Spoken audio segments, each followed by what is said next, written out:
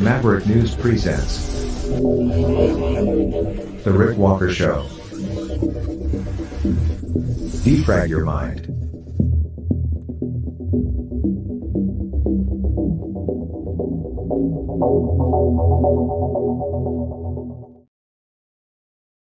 Good evening, everybody. I'm Rick Walker. Welcome back to the Maverick News Channel. Welcome back, Maverick family. Welcome, new viewers from all over planet Earth. Great to have everyone here tonight. Another landmark news day. What can I say? We're going to actually get caught up on some stuff tonight. Material that we haven't maybe touched on in the last couple of days. It's Sunday. You could view it as the end of a week, or maybe the beginning of a week, or maybe just the end of a weekend, or a day of rest, a day of reflection, perhaps. And we're going to reflect on this new poll that has come out, in which Justin Trudeau has been ranked Canada's worst Prime Minister in more than half a century. Yeah, the Canadian people have spoken. So we'll certainly discuss it. We will show you clips, sound bites from people over the past few years to again review why JT is so, and I hate to use the word, but I'm going to say it, hated. He's hated by a record number of people, to the point where he has now been selected as Canada's worst Prime Minister. Joe Biden isn't doing much better. A new poll shows that he has the second lowest approval rating of any president ever. So we'll get into that too. And through the discussion, I think we're going to probably venture into some areas of, some political discussion on political labels and what Justin Trudeau is. Is he a communist or is he a fascist? Views vary. And we'll run that footage and have a discussion on that, as well of the swarming, the angry crowd that greeted Justin Trudeau this week in Belleville. That video still getting a lot of attention, a lot of discussion. So stay with me. We'll get things cranked up here on this Sunday night. What is the date today? July 23rd, 2023. Lots more to come. Don't go away.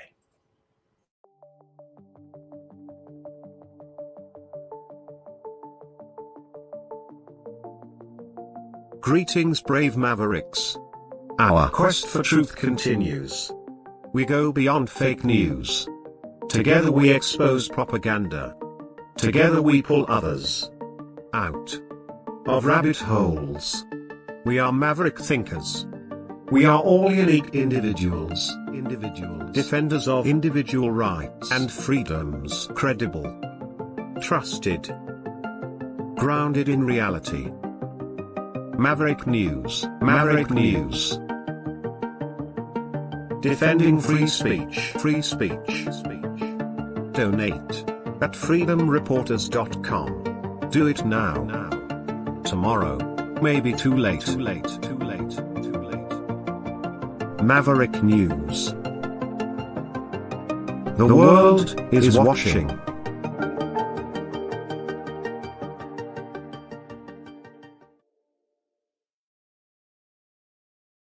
I'm back.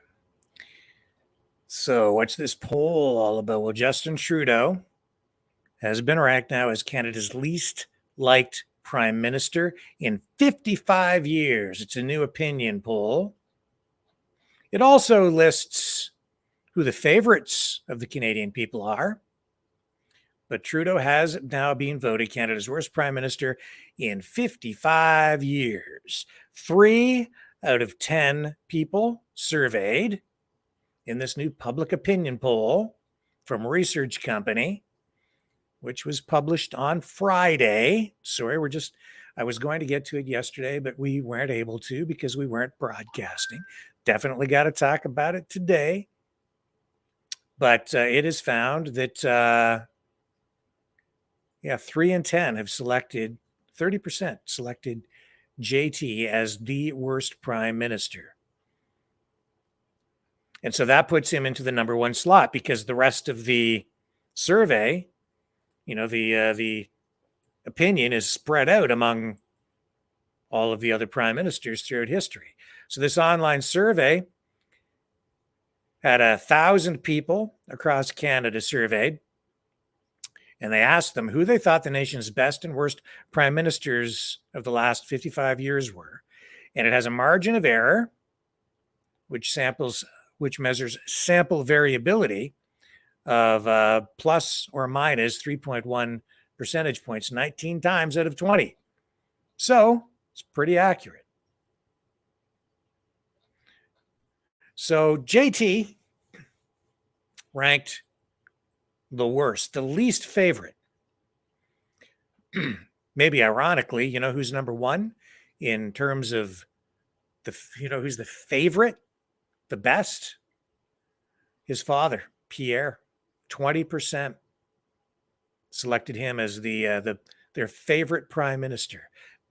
Second favorite, Stephen Harper, it's 17%. And then Jean Chrétien at 11% after that. And I have to be fair, ranking fourth as the most favorite prime minister in history, at least over the past 55 years, Justin Trudeau. So he's ranked as the least favorite, number one, but selected as the favorite, number 4, with 11%. And he fared better than Brian Mulroney in that arena, who came in 5th as people's favorite prime minister at 8%. But what is it that makes JT such a polarizing figure and has made him so fall out of favor with the Canadian public so quickly? Well, maybe not quickly. He had a lot of Teflon on for quite a while. But the Teflon has worn off.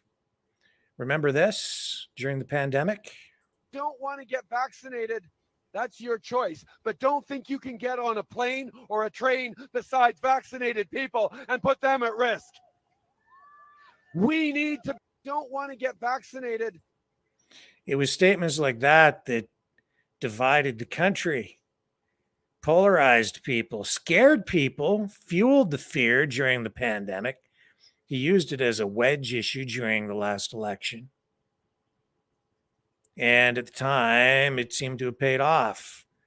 He seemed to play it right. They did psychographic polling to determine where people's headspace collectively was at.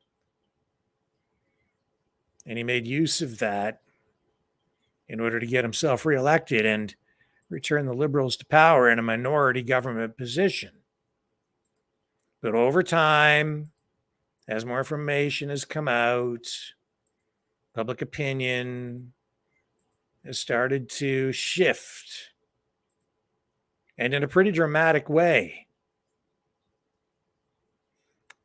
Let's take a look, shall we, at that footage again from this week when he made this pit stop in Belleville, Ontario, and was greeted by an angry group of Canadians who think they've just had enough of Justin Trudeau.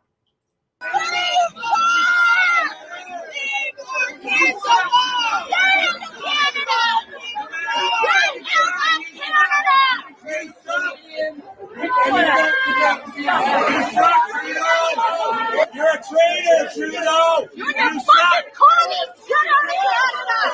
You communist bastard! Communist bastard! Fuck Trudeau! Fuck Trudeau! Fuck Trudeau! Fuck Trudeau! Fuck Trudeau! Fuck Trudeau! Fuck Trudeau! Fuck Trudeau! Fuck Trudeau! Fuck Trudeau! Fuck Trudeau! Fuck you! You fucking criminal! You guys shouldn't represent him. What a fucking loser! Beat it, You Trudeau! fucking coward! Get going! Get going! You're a fucking piece of shit! Get the fuck out! Fuck you! Fuck you! Fuck you! You're a pathetic kid! You are a pathetic kid! You're all a bunch of pathetic. Off the street! Off the street! Chill out! Off the street, please! Off the street! Keep going backwards, please! Back up! You fucking idiot! You guys go! That's right, fucking run! Run, Trudeau! Run, bud!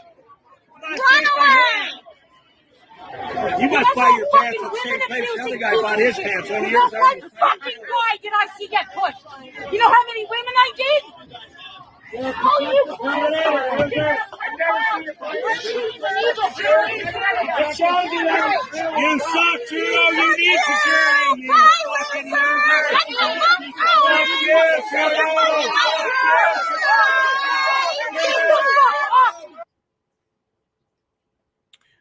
So that wasn't a very warm welcome. There were other angles there when he was making his way through the crowd in Belleville, where he was just smiling and actually still posing for selfies with people. The mania there, I don't know how you continue to smile and act like there's nothing much going on when all of that is being directed at you, all of that rage. That's what happened in Belleville, and he cut that visit short, was not actually able to go into the venue where he was scheduled to appear. And then there has been controversy surrounding some of the language used. Different people hearing sort of different things. Was that person? Well, there were two people that I heard shouting. The question was the phrase, "You pathetic Jew," or "pathetic puke," or something else similar to that? And I think there was well, I'm going to run this one more time. You can make your own assessment on it. The Anti-Defamation League, I guess, and some friends and the Friends of the Simon Wiesenthal Center have come out and have expressed real concern about the language being used.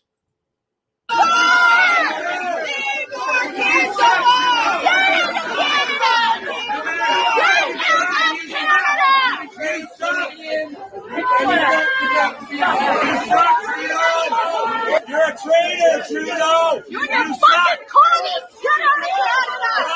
You communist bastard! Communist bastard! Fuck Trudeau! Fuck Trudeau! Fuck Trudeau! Fuck Trudeau! Fuck Trudeau! Fuck Trudeau! Fuck Trudeau! Fuck Trudeau! Fuck Trudeau! Fuck Trudeau! Fuck Trudeau! Fuck you! You bloody criminal! Fucking criminal! You guys shouldn't represent him. That's fucking dangerous. Beat it, Trudeau! You fucking get going! Get going! You're a fucking piece of shit! Get the fuck out!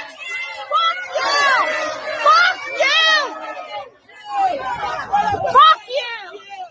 You're a pathetic kid! You are a pathetic kid! You're all a bunch of pathetic kids! Off the street! Off the street! Chill out! Off the street, please! Off the street! Keep going backwards, please! Back up! You fucking idiot! You want to That's right, fucking run! Run, Trudeau! Back, Run, bud! Run away! You must buy your pants at the same place the other guy bought his pants. One of yours What fucking guy did I see get pushed? You know how many women I did? Oh, you You suck, Trudeau. You need security. You fucking loser. Fuck you, Trudeau.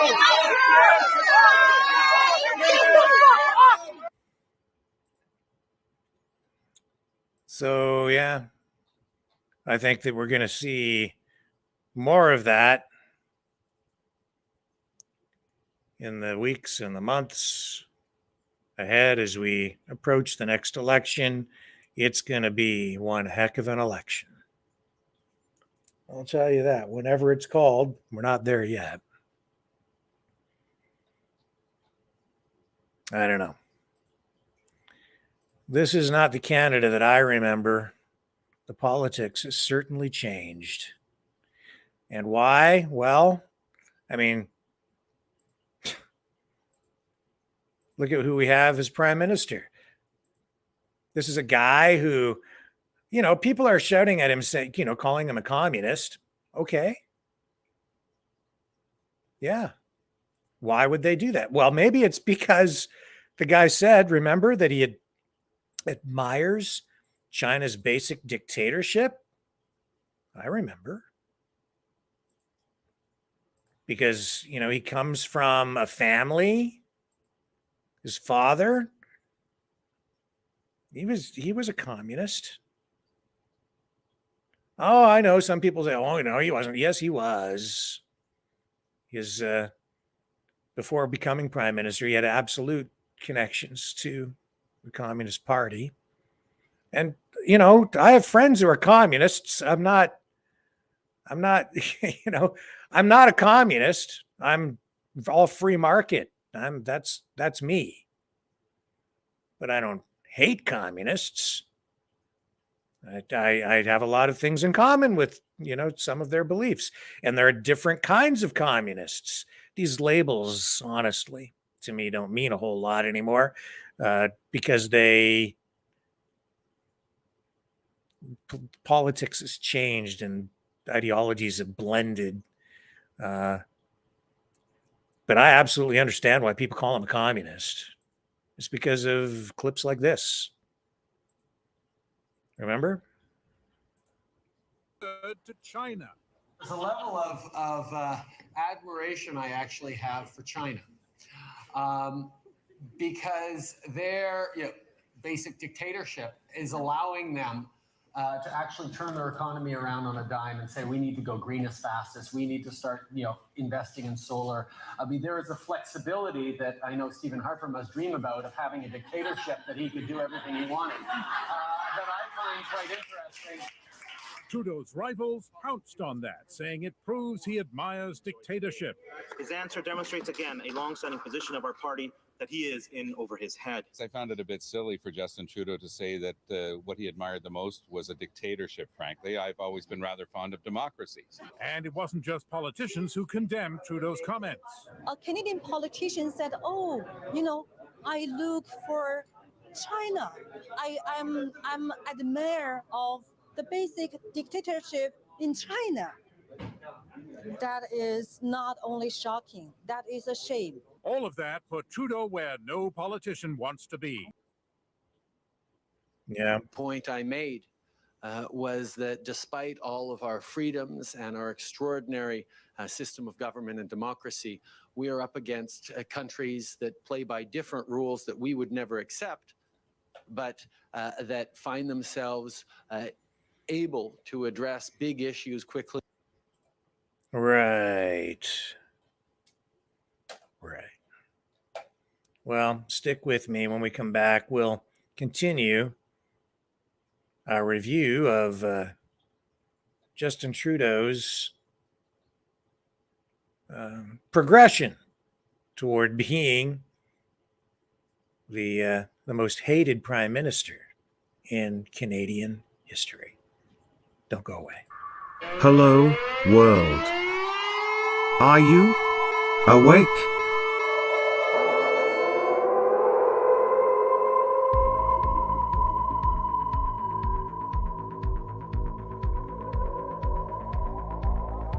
Uniting humankind by liberating millions of minds at a time. Maverick News. The world is watching.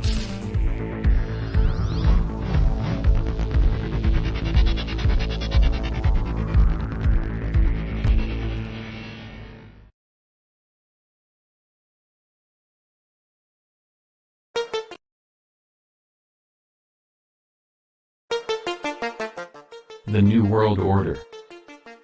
Government overreach. The Great Reset. Mainstream media lies. Now more than ever, independent voices are needed. Donate now at freedomreporters.com. That's freedomreporters.com. Maverick News. The antivirus program for your mind.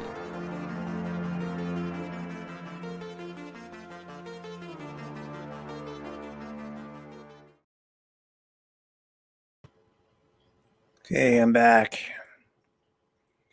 So there was all that, and then there was this with Justin Trudeau as well. Remember this interview in French? I will read the subtitles for those of you who are not able to see the screen. It says, yes, we'll end this pandemic with vaccination. We all know folks that are hesitant. We'll continue to try to convince them, but there are also folks that are fiercely opposed to vaccination. They're extremists. Let me just rewind that. I want to make sure I get the words right. Yeah, they're extremist. The host said they're extremist. They don't believe in science, JT says. They're often misogynistic. What does that have to do with anything on this? Often racist also. It's a small group that takes up space. So now we have to make a choice. As a leader, as a country, do we tolerate these people? What? Or do we say enough? The majority of people, almost 80% of Quebecers, did what needed to be done, got vaccinated. We want to return to things we like doing. It's not like those folks that will block us. Do we tolerate these people? Well, it seems the Canadian people, at least a lot of them, have had enough of JT. And I mentioned that his father was selected through this poll as the most popular prime minister in history, Pierre Elliott Trudeau. Yeah. And there he is. There they are. Father and son team, like the only father and son to have served as prime minister, a father and a son in Canadian history. One the favorite, one the least favorite.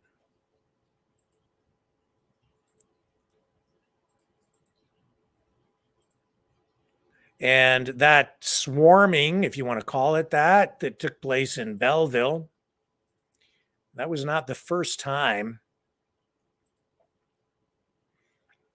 that has happened. Back in January, there was a swarming. We're going to show you a video of that to refresh your memory.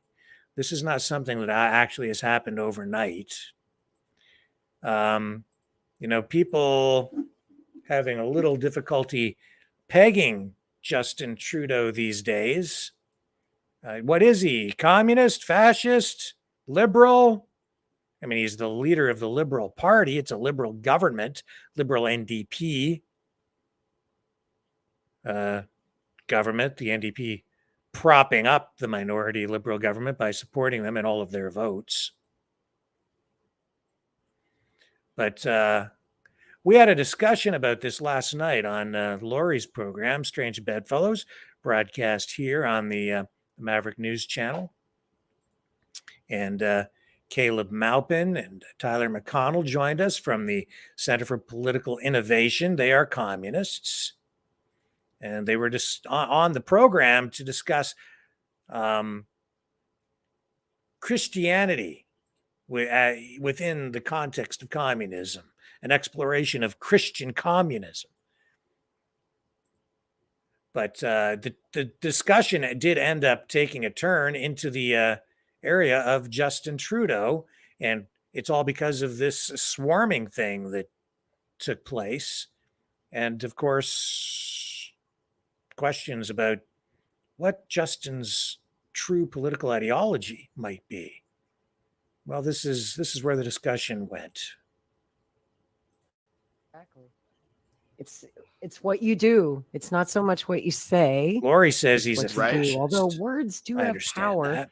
And that's why when I hear words like that being screamed at Prime Minister Trudeau, who I deplore and cannot stand, I'm just thinking to myself, at least get your insults right, fellas. He's not a Jew and he's not a communist. I'm sorry, Rick. I have to disagree. I think he's a fascist. He's the evil kind. It's like the Superman, same outfit, but the evil side. Well, I agree with you that Pierre Trudeau was pretty pink. I wouldn't say he was red, but he was pretty pink. It's pretty red. Justin, I don't know what went wrong with that guy. I think he was dropped on his head too many times as a child. I can agree on that. Maybe he's been hanging around Chrystia Freeland too much and I can agree on that too. Absorbing some of her politics. But there's a strong fascist streak in Justin Trudeau. I think he's hard to define because I think he just fits into the globalist category, which is a mix of things. So. Which brings me to a great question. I want to ask this one of Tyler. What's the difference between an internationalist and a globalist? Well, to me, it boils down to what are you going international for? Are you going international to spread imperialism, to spread colonialism, to spread degrowth, to corner the market in poor countries so you can steal their wealth and put it on Wall Street? Are you going international so you can, start scooping up all their data, censoring their free speech, inciting color revolutions to take over their popular, nationalist leaders, or spreading international politics so that the workers form unions in other countries, so they meet together in international groups that plan out how to fight the people who are doing all the things I just explained to you what they are doing. To me, that's the internationalist movement of the communists, was to get workers together to fight against imperialism, colonialism, and the use of capital against them, for breaking up their unions, for lowering their living standards, for stomping on their free speech rights. So it really boils down to me. It's like, okay, like I believe, Okay, so I'm going to stop it there. Tyler makes another comment, though, and I'm going to bring it up in another part of the of that program from last night. And I'll make a new point about this. Oops. Wrong thing. Didn't want to bring that up. Hang on. Come back here. There we go. Who was in attendance and he gave a speech at your CPI? I think it's here. Hang on a second. Let me take a brief break. I want to make sure I get this clip queued up here properly for you. I'm going to be right back. Don't go away. We are Mavericks. Event. This was about 10 days Can I just say one thing We about say no to Trudeau the before- Trudeau and Biden New World Order. So he wants to know if And he's very to bunks. interested in having Lori do a church lady. Because bugs are creepy and gross. But they're not communal. And people should not eat bugs. He's a Maverick News. The world is watching.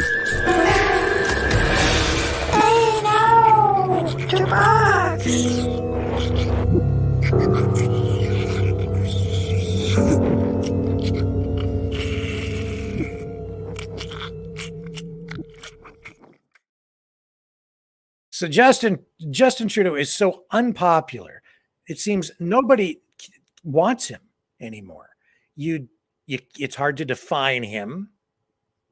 He just seems to be universally unpopular at the moment because of his actions, his horrendous public policy, especially during the lockdowns, and the way that he treated the truckers during the convoy. And so how do you define him? Well, is he a communist, a fascist? I call him a communo-fascist, the evil kind. And Tyler McConnell, in last night's program from CPI, Caleb, Tyler, they're both communists. And well, you just listen to what Tyler has to say. unable to connect to the show. At least I can show you a little video of Jose because he was in attendance and he gave a speech at your CPI event. I guess this was about 10 days Can ago. I just say one thing about Trudeau before we move on? Oh, yeah, please. I think he is a communist. You do, huh? Yeah, he says he's a communist. He says he admires China's basic communist dictatorship. So here's how I look at it. Trudeau is a communo-fascist, but he's an evil communist. He's like a really bad one. He's the bad kind. But you guys, you're okay. But they're not communo-fascists. What the heck? No, is you're not communo-fascists. You're just like a new breed. You're CPI. Now, do you think you're he's okay. actually Fidel Castro's illegitimate son? That's the rumor. That's what they say. Yeah, you put two pictures, side by side. There is an amazing resemblance, and Maggie Trudeau. She got it on back in the day. I heard she and Fidel were pretty chummy. Ah, there you go. No comment, huh? Isn't there like a made-for-TV movie from Australia about a woman who has an affair with Stalin, and then her son goes on to become the Australian communist dictator or something? I haven't seen it. People have told me about it. His seed is that strong. Something like that, yeah. Just as a child, and that child immediately becomes a dictator wherever he grows up. It's amazing. Yeah. Well, we had Kyle Kemper on here yesterday. We had Kyle Kemper on. I don't think that he's a son of Castro. But anyway. No, but anyway, and that was Mr. Kemper. Like I say, Yes, Maggie got around. And did you know? I don't know, Rick. You might be old enough to remember this. Margaret Trudeau had a long affair with Senator Ted Kennedy back in the 70s. And I mean, this lasted for probably a decade behind both of their spouses' backs. So, you know, maybe Justin has some Kennedy blood in him. You never know. I will say, Rick, I don't know. These words are so, I mean, they're so loaded that four people having a conversation that agree on so much will have completely different ideas. Like, if you think Trudeau is a communist, then I don't want to be one. Like, we're obviously way different, but I mean, we could try to dissect this for 6 hours and we're still probably gonna be like, I don't know, because it's like decades of, you know, programming on both sides. That's right. So nobody seems to want him, except maybe the liberal woke crowd, right? Tyler and Caleb don't want him. Lori doesn't want him. I don't want him. I guess, and it looks like the Canadian people on a larger scale no longer want him. So we'll see what happens in that next election. You know, the polling, though, let's take a look and see where we're at with the polls. 338 keeps us up to date. So right now, federal projections, let's bring up the screen. In Canada, how's JT and his Liberal Party doing? Well, right now, federally, Conservative Party at 35%, plus or minus 4%. Liberals, 31%, plus or minus 3%. New Democrats, 19. Bloc Québécois, 7. Green Party, 4. PPC not listed. And so with that margin of error in that polling, it's a neck and neck race. It's anybody's election. And I think when you're looking at those kind of numbers, if we were to go to the polls today, regardless of what we saw on the streets in Belleville, I don't think we would see much of a change in the power structure if the ballots were to be cast today, if you believe that poll. Media can be deceiving. Watching that confrontation, that display of emotion this week, it's coming from a particular place. Is that representative of the entire country? I'm not sure. And this poll that shows people have picked JT as the least favorite prime minister, that also, I'm not sure if that's truly representative of the country in a way that would translate into election results. Only 3 in 10 picked him, so that's 30%. What does that mean when it comes time to pick a candidate? When people walk into the polling station and cast a ballot, I don't know. If the 338 poll is any indication, public opinion hasn't changed much. I do know this. There was a confrontation like that, a swarming. You may remember this back in January in Hamilton, where Justin Trudeau was out crossing the street and he was going to a big liberal function in, one of the, I think it was the big hotel there. And the crowd descended upon him. And I honestly have to say, I think I recognize some of the people in the video who kind of go around to a lot of different protests. And I think some of them may have been in Belleville and in Hamilton, for whatever that's worth, if it even means anything. But after this, in Hamilton back in January, the Liberals actually went up in the polls. Believe it or not. Let me show you the video. to refresh your memory. Here we go. So the angry crowd, very much is, the same sort of scenario.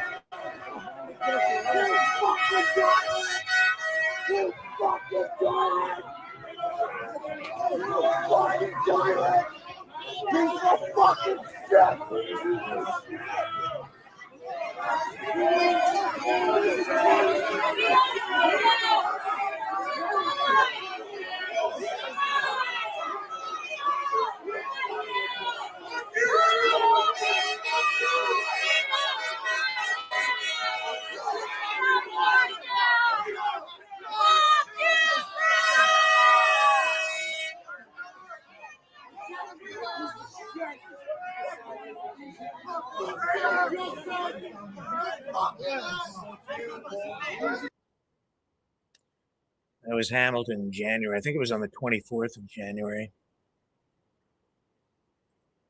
I don't ever remember Canadian politics being like this ever before. The pandemic has changed the country permanently, I think. I don't think there's any coming back. It's never been more divided. Emotions have never been so intense. Totally get it. I understand.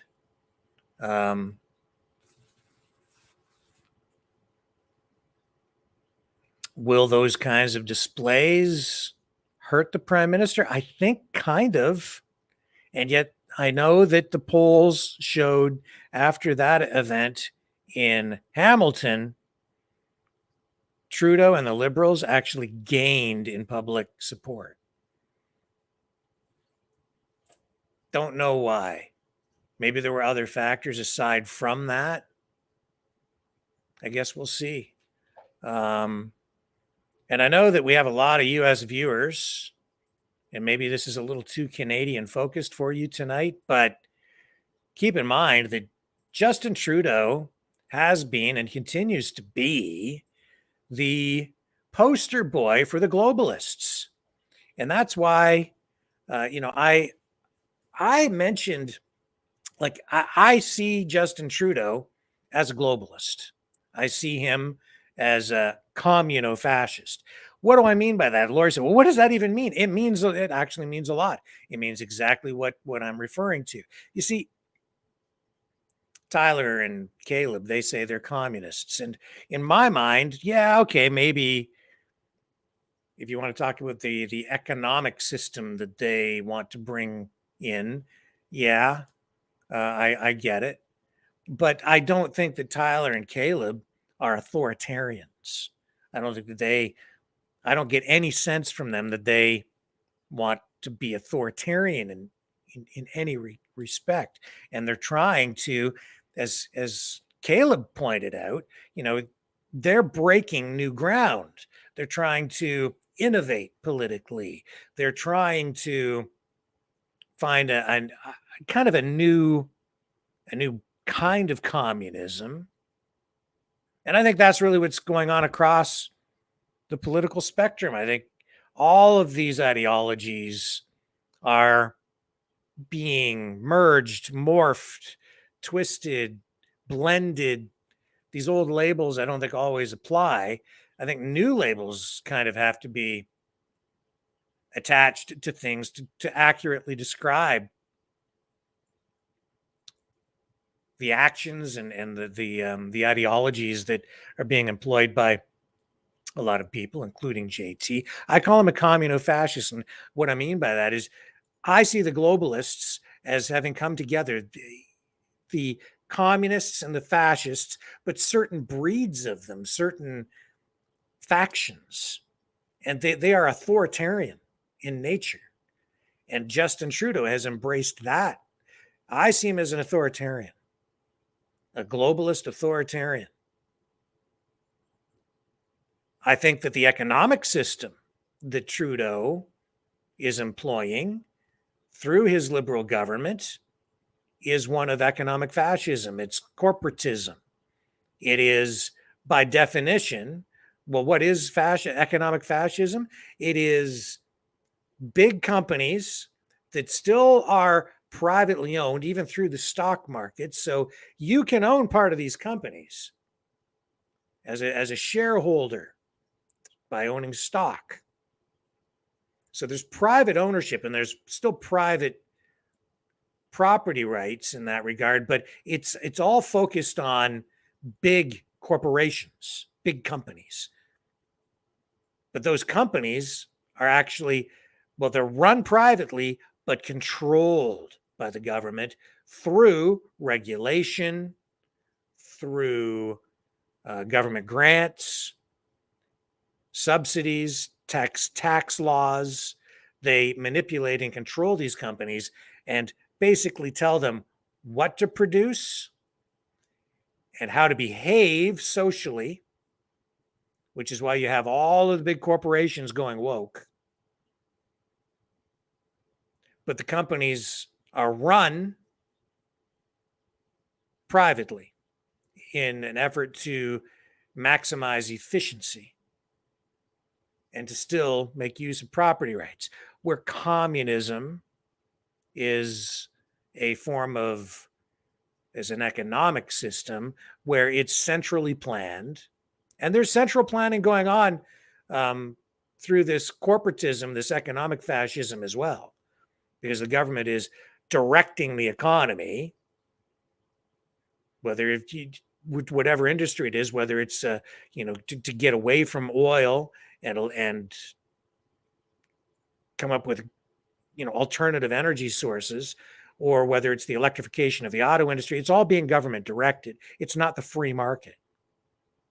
So yes, it is capitalism, because capital is being used to leverage the economy and investments, and people who have capital, whether it's money capital or physical capital like factories and other physical assets or physical capital, they use those to leverage their income without necessarily needing to invest labor.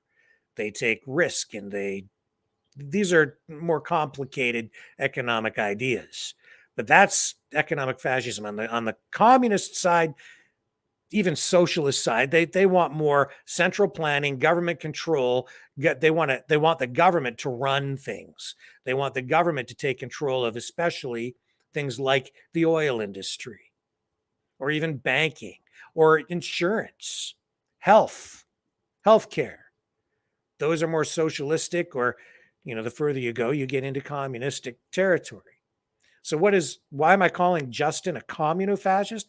Well, communist governments and even fascist governments, whether you're talking about Hitler or if you're talking about some of the harshest communist regimes in history, they have been dictatorships. Justin Trudeau refers to even today's Chinese government as a dictatorship. Well, if you look at the worst of the worst, they're authoritarian in nature. Well, I see Justin Trudeau as being authoritarian in nature.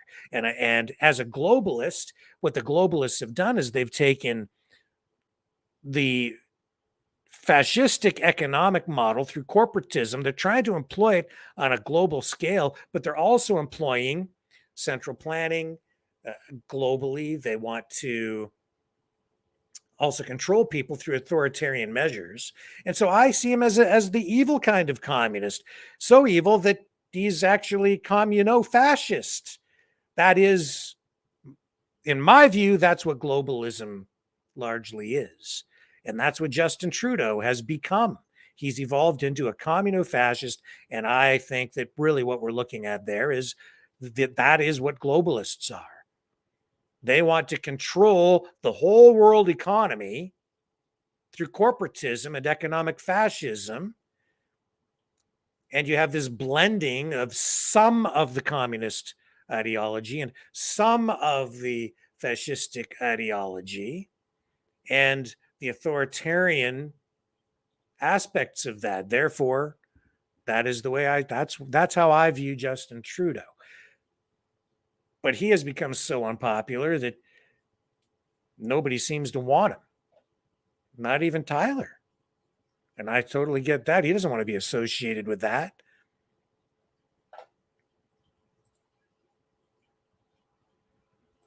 I totally understand. So I just think we're going to see more and more and more of that. And it all started right here, didn't it? Back during the Freedom Convoy in Ottawa. And all just Justin Trudeau really had to do to avoid all of this flack was come out and talk to the truckers, or have the truckers, a delegation, come in and talk to him and try to calm things down. But he has never, ever done that. He would have avoided all of this trouble, I think, for himself, and probably would have been voted most popular prime minister had he found a way forward to bring people together, to defuse things, and be respectful of people, especially people that he doesn't agree with. Because, like it or not, Justin, you still represent all Canadians, including those that you disagree with. Remember this? There we go. This is, just to look back at. So the folks out there tonight shouting, the anti-vaxxers, they're wrong. If you want to get on a plane or a train in the coming months, you're going to have to be fully vaccinated, because everyone needs to get vaccinated, and those people are putting us all at risk. Yes, there is a small fringe element in this country that is angry, that doesn't believe in science, that is lashing out with racist, misogynistic attacks. Those protesters I don't even want to call them protesters, those anti-vaxxer mobs, they don't get to dictate policy of this government. Get vaccinated. And you know what? If you don't want to get vaccinated, that's your choice. But don't think you can get on a plane or a train beside vaccinated people and put them at risk.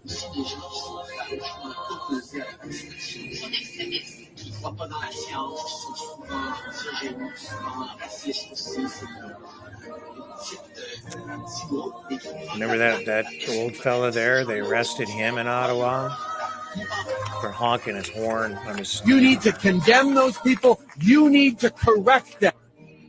And I am not going to back down, no matter how many of them show up to try and shout us down from what I know to be true, what science tells us. And that is why Justin Trudeau is in the position he's in tonight. Most, I'm going to say, hated prime minister probably in Canadian history. Not maybe by everybody, but probably by half the people, because the country has never been so divided. And that is tragic. Canada has lost its innocence. In fact, the Canada I know, the Canada I knew, is gone.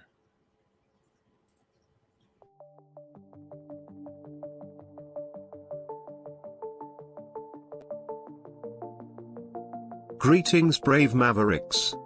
Our quest for truth continues. We go beyond fake news. Together we expose propaganda.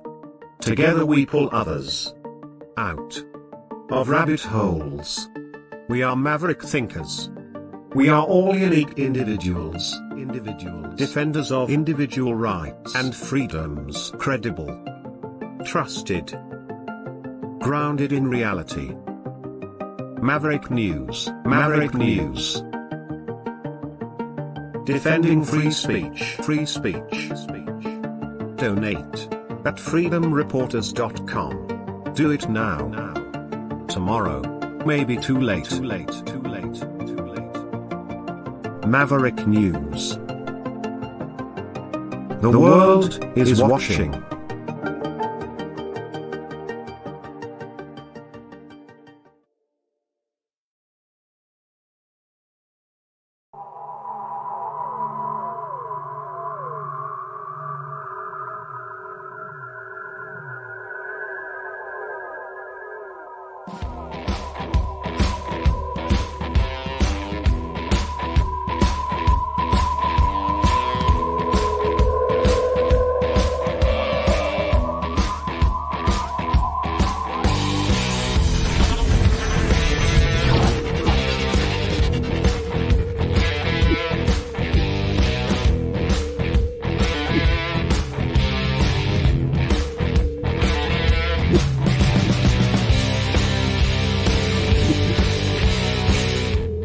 Maverick News.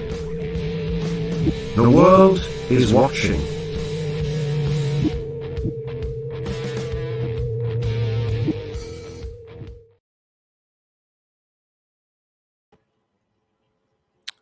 Remember this clip? Kevin O'Leary. You know, when I say Canada, the Canada that I knew is gone, I do mean it. But I sure do want it back. I'd sure like to have it back. Kevin O'Leary, too. I mean, he says Trudeau's got to go. Canada is the richest country on earth run by idiots. And I hate to say that as a Canadian because I have a passport. Right. But I'm also Irish and I'm also Emirati. But I'm really unhappy about the way Canada's run. And I'm not picking at any one politician's. Very weak skill sets in management there. And that's the premise by which you want someone from business to run a country.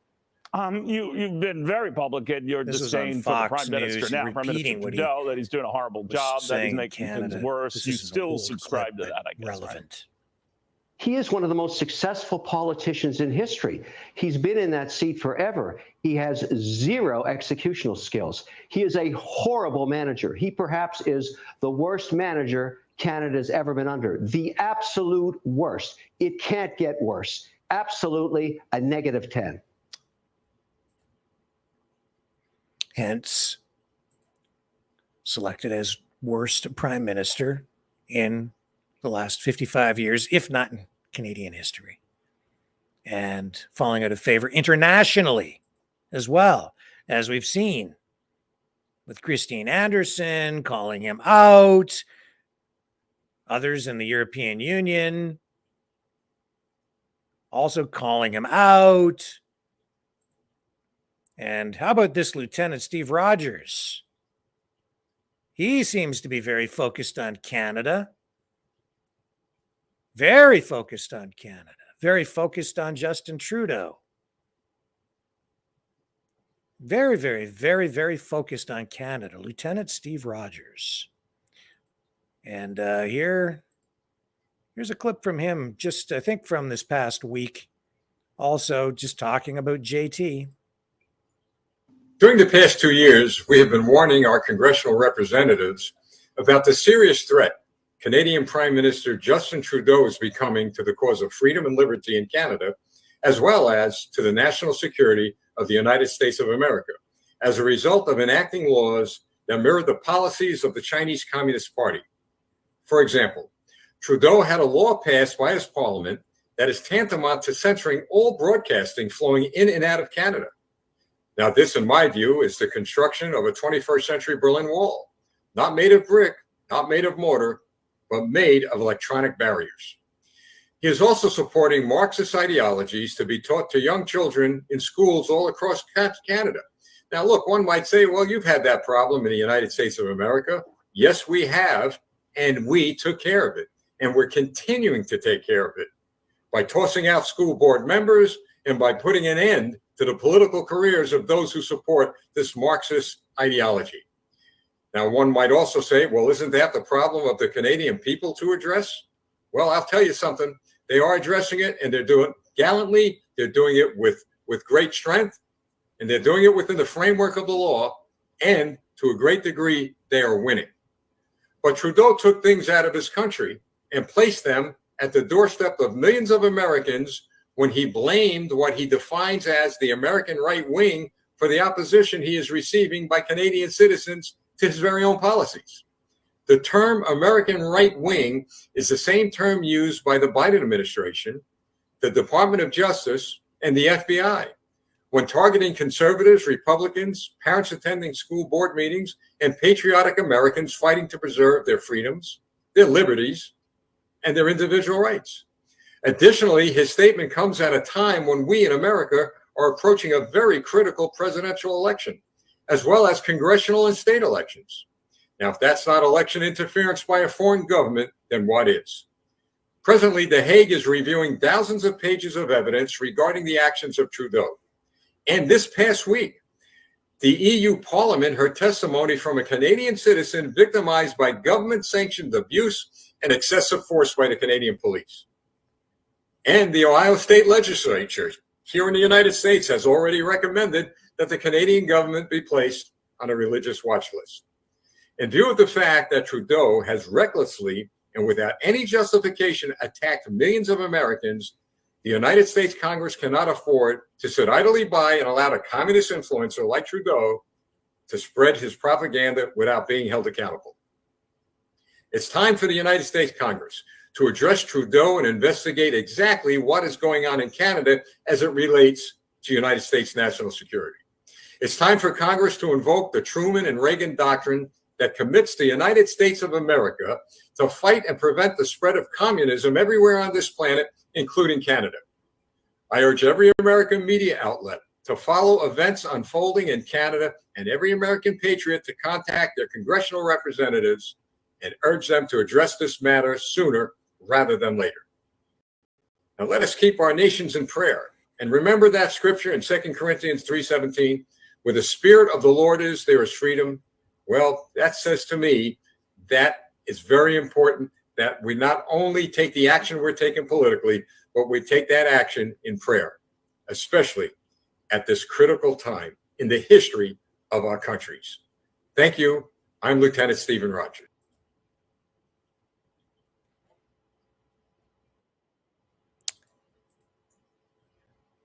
So, JT is actually put Canada on the radar for some powerful people in the US, I guess, people with some political clout. Concern about Canada as a potential existential threat to the United States of America because of Justin's admiration for communist dictatorships, viewed by some, like Lieutenant Steve Rogers, as a communist, spreading communist ideology, cultural Marxism, to the point where now he's worried about Canada being an actual possible security threat to the United States of America, sitting on the border, this largely undefended border between Canada and the US, with customs checkpoints, of course, but no military sitting there to defend this border, now viewed by some as a possible security threat, an existential threat, a possible threat to the existence even of the United States, Canada. That's how far things have deteriorated because of Justin Trudeau's actions. That's how some now view Justin Trudeau. That's how Lieutenant Steve Rogers views Justin Trudeau. And I believe it was the Ohio legislature that has placed Canada on a watch list because of its disrespect, its restrictions on religion, specifically Christianity. During the pandemic, there were provisions made to actually expedite to at least one or two states requests from Canadians who are seeking political asylum. Do you remember that? Canada is falling out of favor internationally, and it's because of not just his ideology, not just what he says, but because of what Justin Trudeau has actually done as Prime Minister. Freezing bank accounts,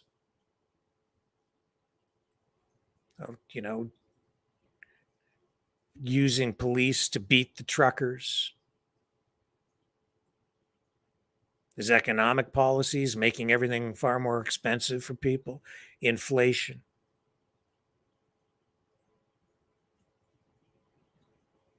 The list goes on, right? Pushing cultural Marxism in the schools.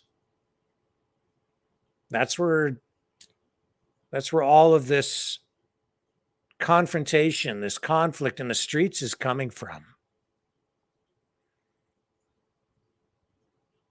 It's all coming right from the top and flowing down. And when I say the top, it isn't even Justin Trudeau's office. This is a global thing. This is globalism, and it's coming home to roost in Canada.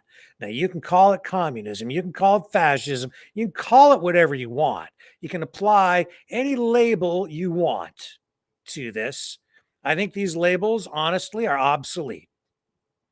I don't think they mean what they used to mean. I don't think people even understand the old meanings largely. They don't know what the definitions of these political ideologies are. But whatever, it doesn't matter what you call it. What matters is what's happening. And what I see happening is not just disturbing, it's depressing. Because he's taken this beautiful country, a country that, with all of its warts and all of its flaws, was constantly working toward making things better for everyone. A beautiful place with people from all over the world here who were coming together and building something magnificent. And now it has been ripped apart. People subjected to massive psychological warfare campaigns to the point where people are now so divided that I no longer recognize the country. And that's also because of the censorship,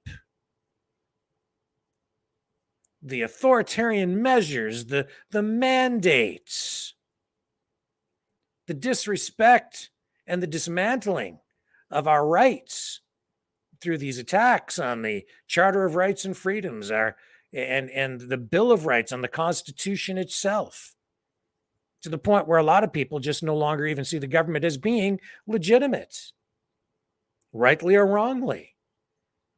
But they don't feel that what the government is doing is justified, what Justin Trudeau is doing is justified. So, of course, they embrace the idea that the government is not legitimate. Whether it is or it isn't, they don't want to support it anymore. And that in itself is an important point. Regardless of the political ideas that you might have, there is something through old philosophy. You can go back and you can look at like John Locke and other philosophers, and you can come up with ideas like a social contract. And every government has exactly that. That is ultimately what holds any government together, the social contract. What is a social contract? It's an unwritten agreement, essentially, between the people who are governed, the governed, and the government. An agreement that the people will support what the government is doing, provided the government provides proper support back through programs and economic systems that work for the people so that they're able to live and function and survive and raise their families and live in a reasonable degree of prosperity. But when things begin to break down and the government doesn't live up to its end of the bargain, the social contract begins to fall apart. And then, regardless of what the language is in a constitution, or regardless of whether you're part of the monarchy or you're not, or whether you want to decouple from the monarchy and Britain or not, if you don't want to recognize, it doesn't matter. What matters is whether the people actually support the government. And what you're seeing, what we've witnessed through this week in a very graphic way, is the erosion of that social contract to the point where a growing number of Canadians, and I would say this is also the case in the United States, by the way, so take note, my American friends, this is an erosion of public confidence and support in the government and the system. And those who are opposed to it, those who seek power on the other side, are taking advantage of that and campaigning in ways to further erode that public confidence and support in the system, tear the system down. And so the irony in this is that while we have the globalists trying to tear everything down and build back better through a great reset, we also have people on the other side now who also want to tear it all down and replace it with something different, whatever that might be. And there are very few of us left in the middle who are sitting there saying, I want my country back. And people using that language saying, I want my country back, or I'm here to save Canada or save the United States, really, a lot of them don't mean that. What they're really saying is, I want to tear it down and build it in this manner. I want to build it back this way. And the other side wants to build it back that way. In a way, we are, and I don't even mean in a way, we are actually right now, folks, at war in that respect. It's this ongoing struggle, conflict. It's a culture war. It's an information war. It's the kind of war that we've never fought before.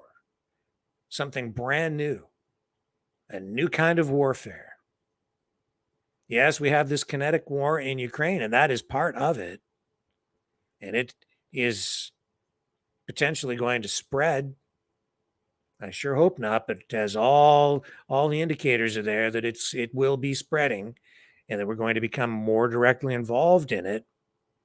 But here on the home front, the war rages on even as we speak.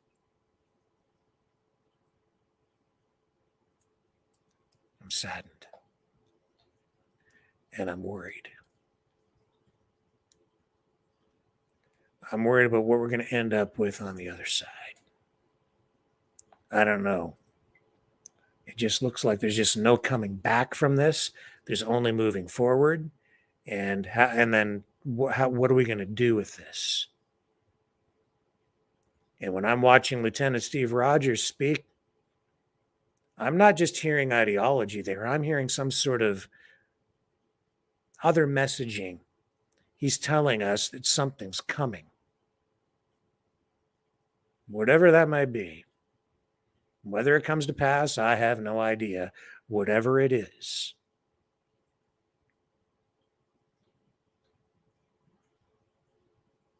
But something's going on out there.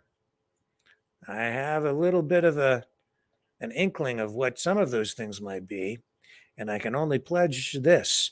Whatever happens, I will do my best to keep you informed in a fair, balanced, truthful, and accurate way.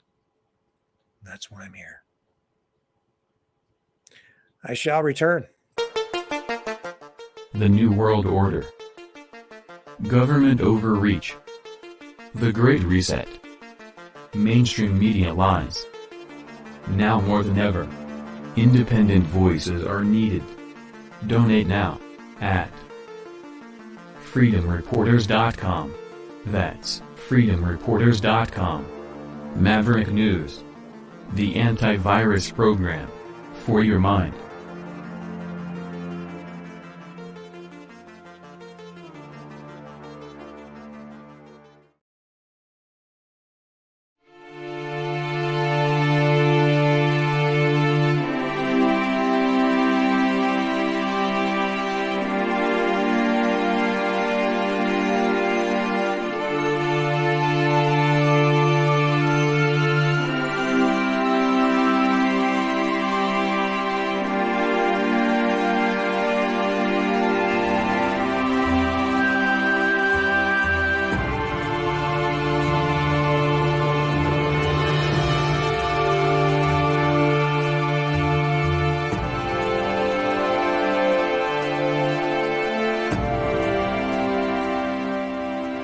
Maverick News. The world is watching.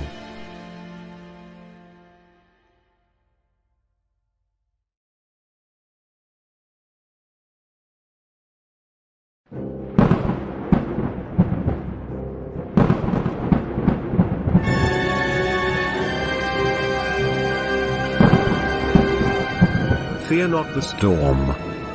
For truth is on our side. Maverick News. The world is watching.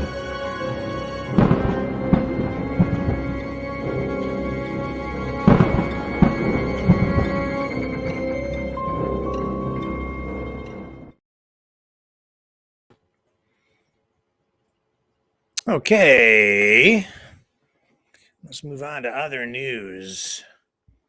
Enough of Justin Trudeau for one night. Why do I feel like we'll still end up mentioning him?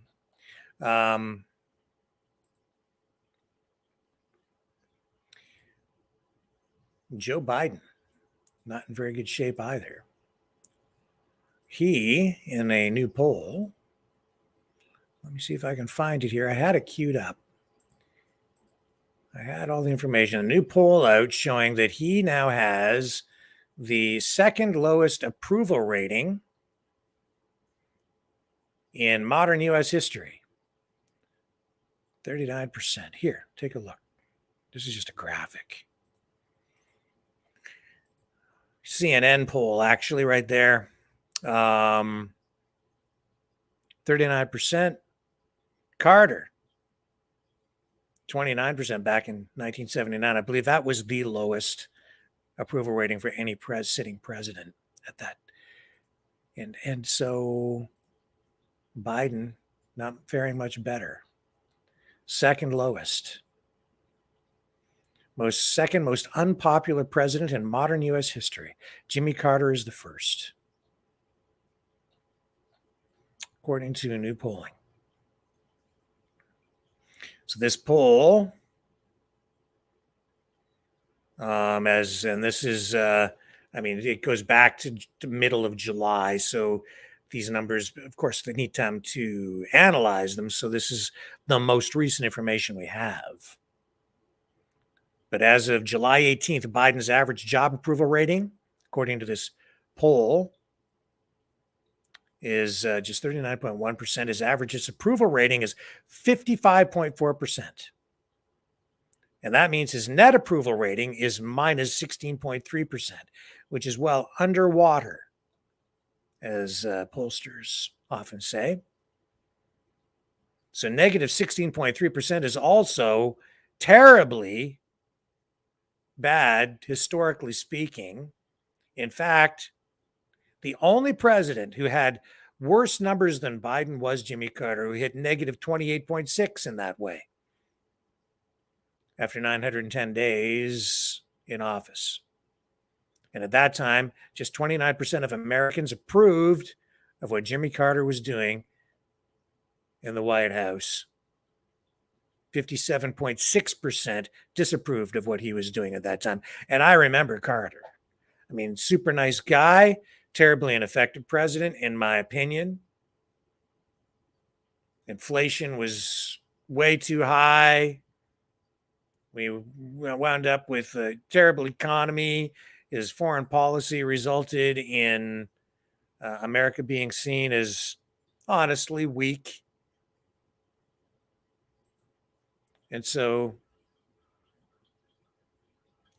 countries lashed out. It resulted in conflict because even though I'd rather see strength through peace, you do need to still be seen as strong so that you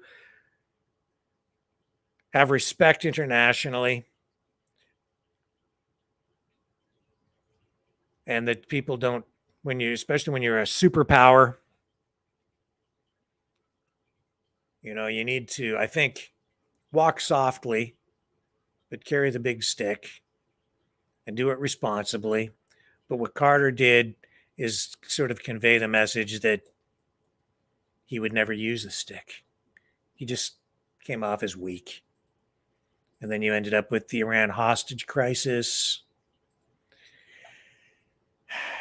That just dragged on, and it hurt America. It hurt America internationally.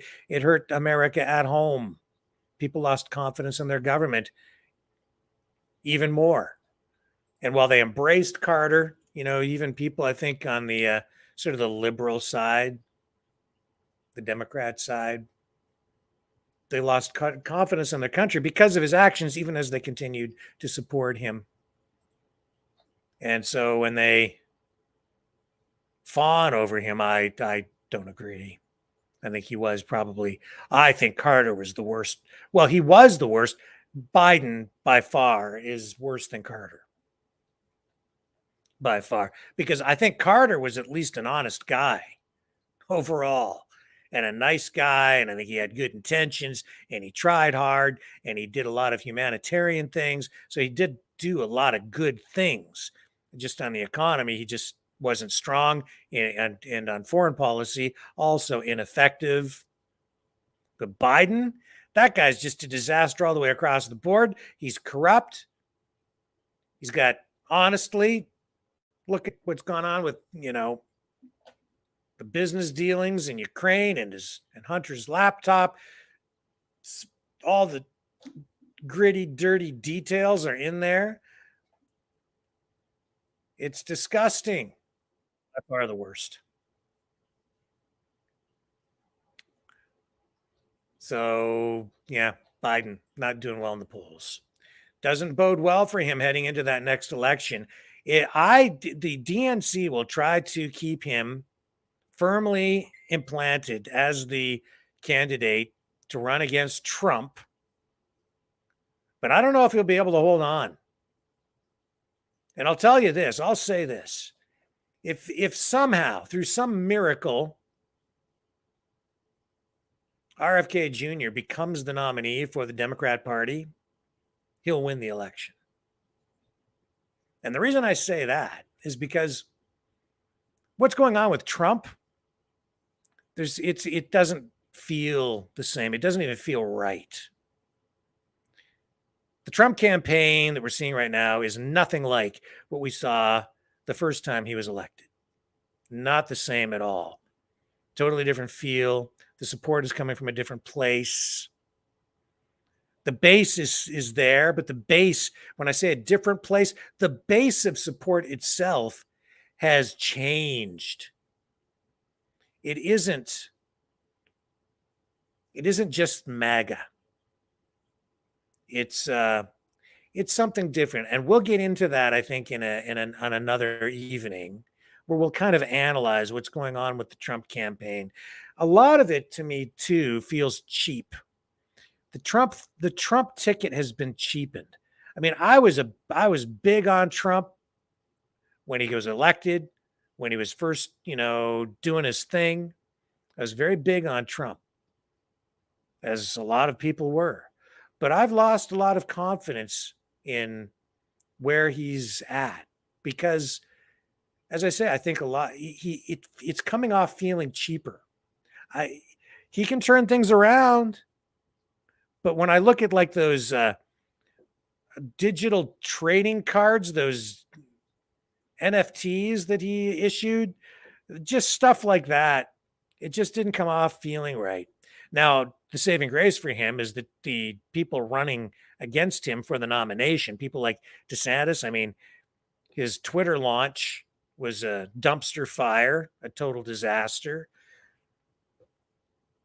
Other challengers like Chris Christie and others, they're not generating much in terms of actual support. So he doesn't have very super strong contenders. DeSantis, I think, is probably the biggest threat to him, even though the polling shows that Nikki Haley is in a better position than DeSantis right now, polling 1% better than DeSantis. I think it's 13% for Nikki Haley, and if I remember right, it's 12% for DeSantis.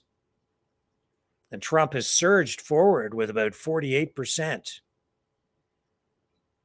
support within the Republican Party.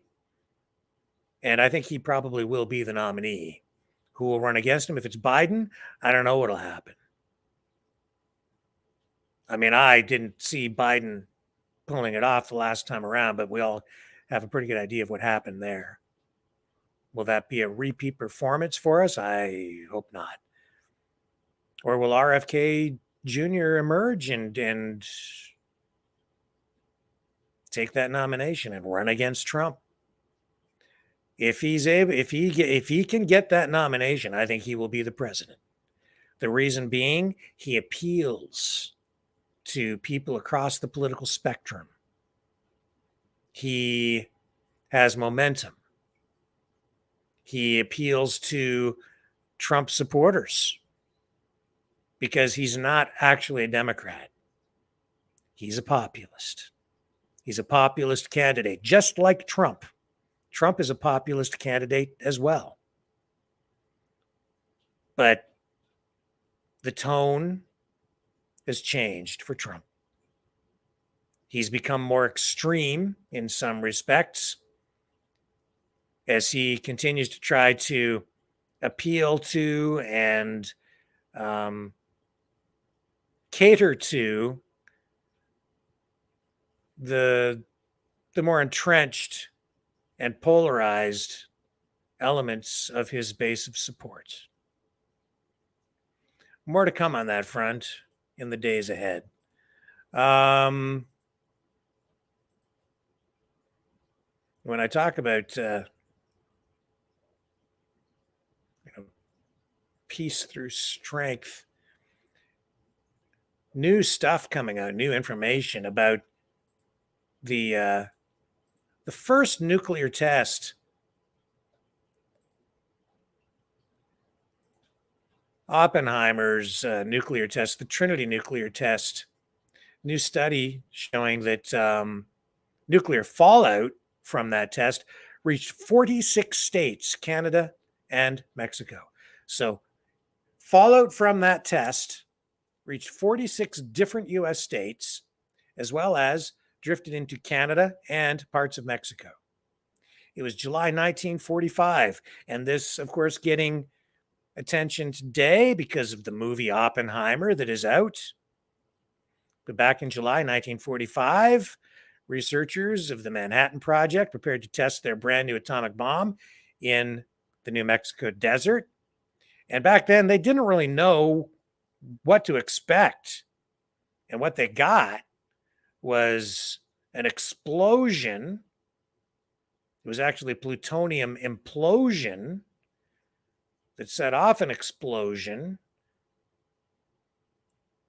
It was set off on top of a 100-foot metal tower. The test was codenamed Trinity, and it was much, much, much stronger than they expected. That they did not know what they were dealing with. So you ended up with this gigantic mushroom cloud and an explosion that was many times bigger than they anticipated, and it spewed into the atmosphere all kinds of radioactive waste. And the cloud, the mushroom cloud, extended some 70,000 feet up. It fused the sand into glass. And so this new study is showing that the fallout drifted all over the place. And of course, we know that there can be health effects from that, right? So the drift of the Trinity cloud was monitored by physicists and doctors, but they underestimated how far it would reach. So this, this information being reported actually through the New York Times, I think, was the first paper to put this information out, being carried by some other news organizations as part of newswire services that go out. So the story's getting additional play, and I think it's timely, given that we have this conflict going on in Ukraine that is pushing us closer to a direct conflict, possibly with Russia. And we're already in a direct conflict. But what I mean is where they actually start using our troops, our young men and women, ask them to go and possibly have this thing escalate into an actual nuclear conflict. Here's footage of the Trinity blast. This stuff was remastered, cleaned up, digitized. This is the clearest stuff, clearest footage out there. This is what it looked like back in 1945.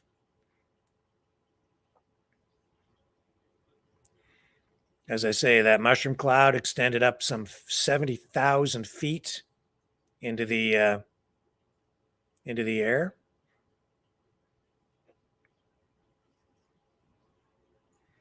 And that is radioactive. Keep in mind that the weapons used today, this is a medium shot. Some of them are many, many times more powerful. Far more powerful than that.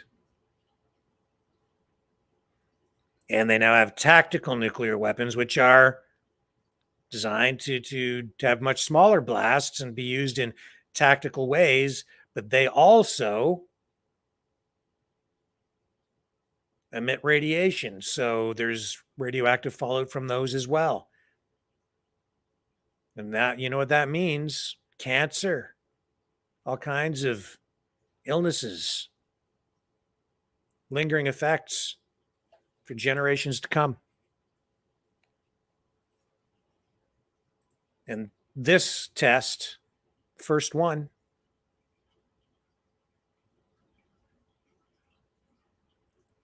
it was a prelude to a huge arms race and a lot more testing, a lot more nuclear testing that has taken place since. Hundreds and hundreds and hundreds and hundreds of nuclear tests, and a lot of them conducted underground now, or at least they were. And who knows what they're really doing? I don't think they tell us a lot, which is why Wednesday, keep in mind that we're going to be hearing from an oversight committee that is going to be looking at government handling of reports of UFOs and UAPs. That's all kind of weird stuff too. Why are they? What is it with that? I don't know. There's stuff going on there. And maybe on Wednesday that hearing will help us get to the bottom of it, but I'm honestly not that optimistic about it. Staying with Ukraine, though, Antony Blinken, Secretary of State, says sending F-16s to Ukraine, which is a further escalation in that conflict with Russia. It could take months and months, in fact. So he's cautioning the deliveries of those F-16s, which Ukraine has been requesting for months, could still take months once it's determined that if the fighter jets are appropriate. But regardless of what's going on, Blinken says, the U.S. is still fully supportive of the conflict in Ukraine. So this is Sunday. So, of course, you're getting these comments made during these news talk shows and in an interview with CNN. He says that U.S. assistance to Ukraine is so far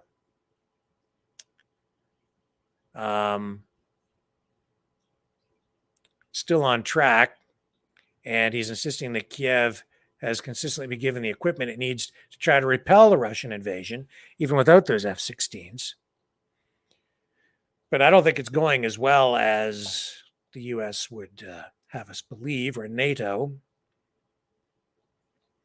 And it's going to take time to, I think, get pilots trained and provide the proper support for the equipment. And that's why it could take months and months. So keep your eye on that as well, because if those planes go in there, that will definitely mark a significant escalation.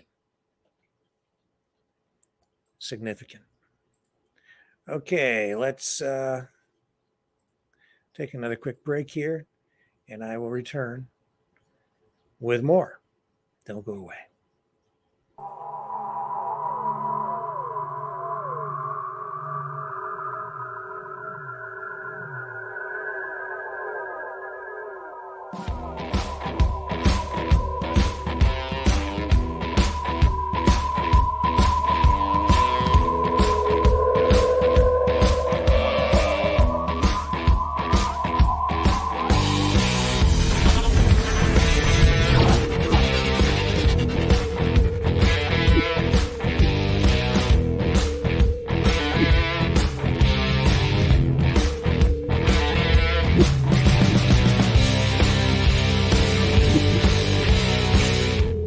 Maverick News. The world is watching.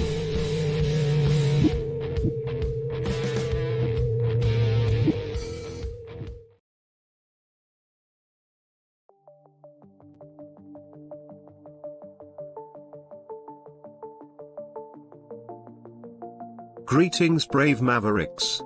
Our quest for truth continues. We go beyond fake news. Together we expose propaganda. Together we pull others out of rabbit holes. We are maverick thinkers. We are all unique individuals, defenders of individual rights and freedoms, credible, trusted, grounded in reality. Maverick News, Maverick News. Defending free speech, free speech. Donate at freedomreporters.com. Do it now.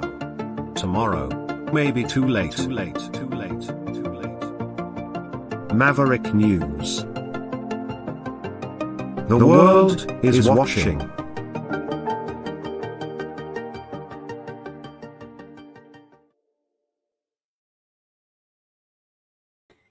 Some more on JT. I guess the mayor of Belleville has come out with a statement because, as you may remember, as I said earlier, JT, Justin Trudeau, was swarmed by that crowd of angry Canadians in the town of Belleville.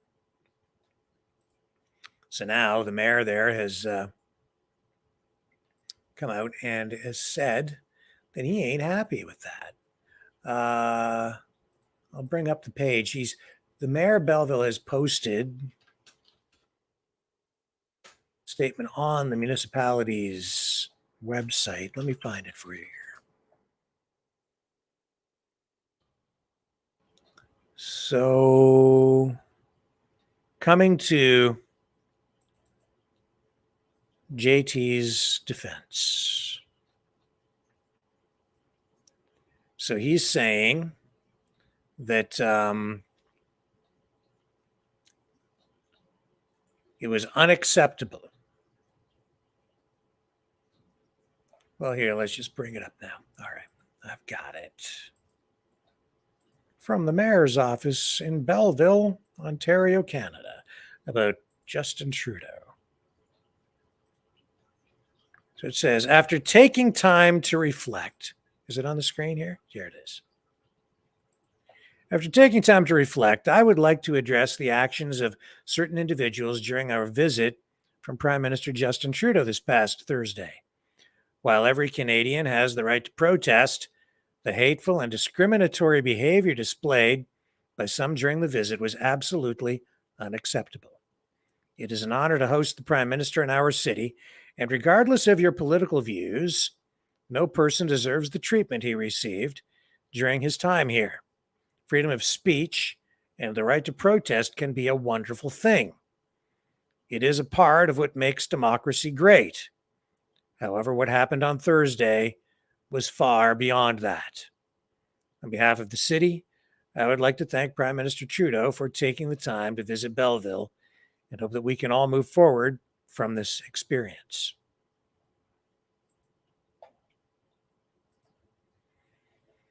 So, I know that online views are kind of all over the map on this. Well, I shouldn't say all over the map. I think views are polarized. Again, just like the politics. Do you think that it was appropriate or not appropriate? What do you guys think? How do you feel about what went down in Belleville with the Prime Minister? Should we go to the phone? Should we open up a conversation on this tonight?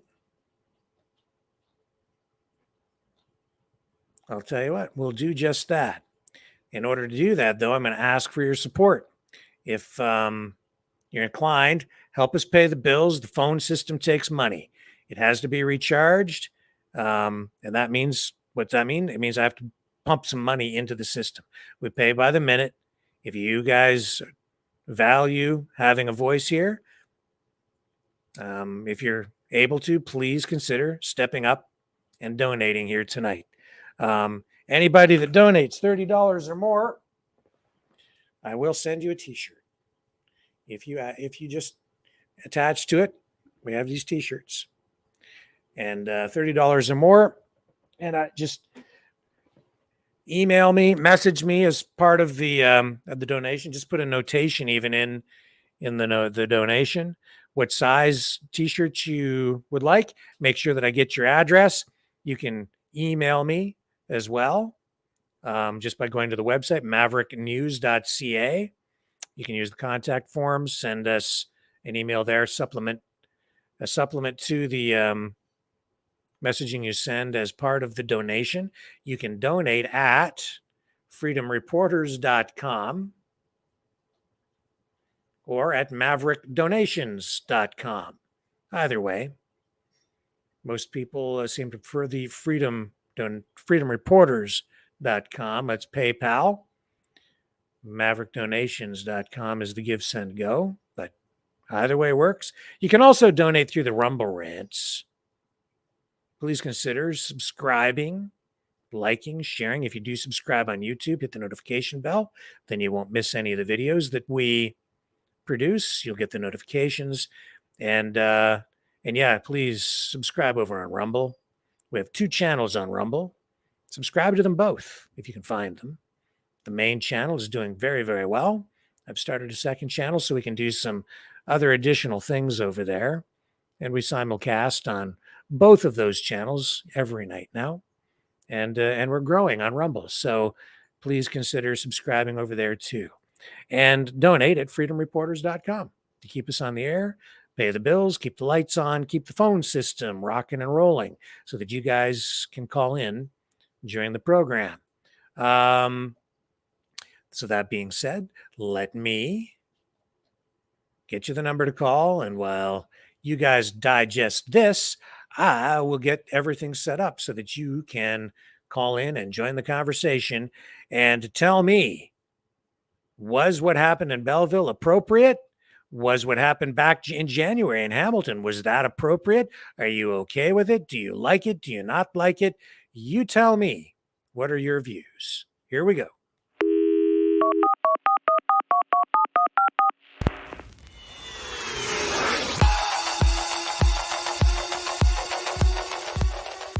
Join the conversation. Call 1-833-975-3733. That's 1-833-975-FREE. Speak up. Speak out. Make your voice heard. Maverick News. Fighting for freedom by defending your right to free speech. Be a Maverick. Join us.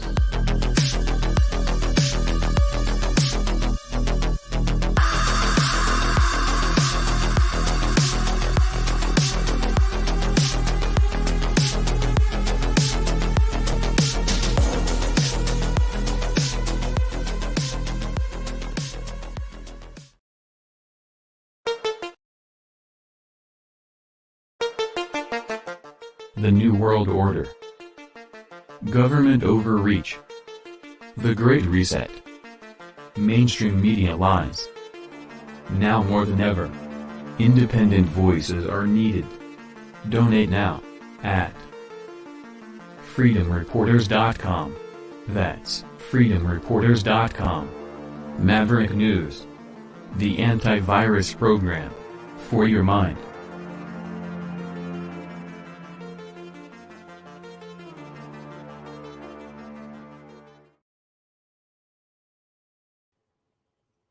Okay, let's get ready to roll here with these first callers of the evening.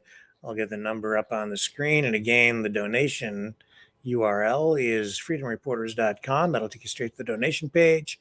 And the number to phone, I'll get that banner up here for you, is 1-833-975-3733. That's 1-833-975-FREE. 1-833-975-3733. And we have callers in the queue already and ready to go. Let's go to our first caller of the evening. Go ahead, you're on the air. Who do we have? Good evening, Rick. How are you tonight? Well, I'm fine. How are you, Chris? Oh, not too bad. Sorry, it's been a while since I've touched bases with you here.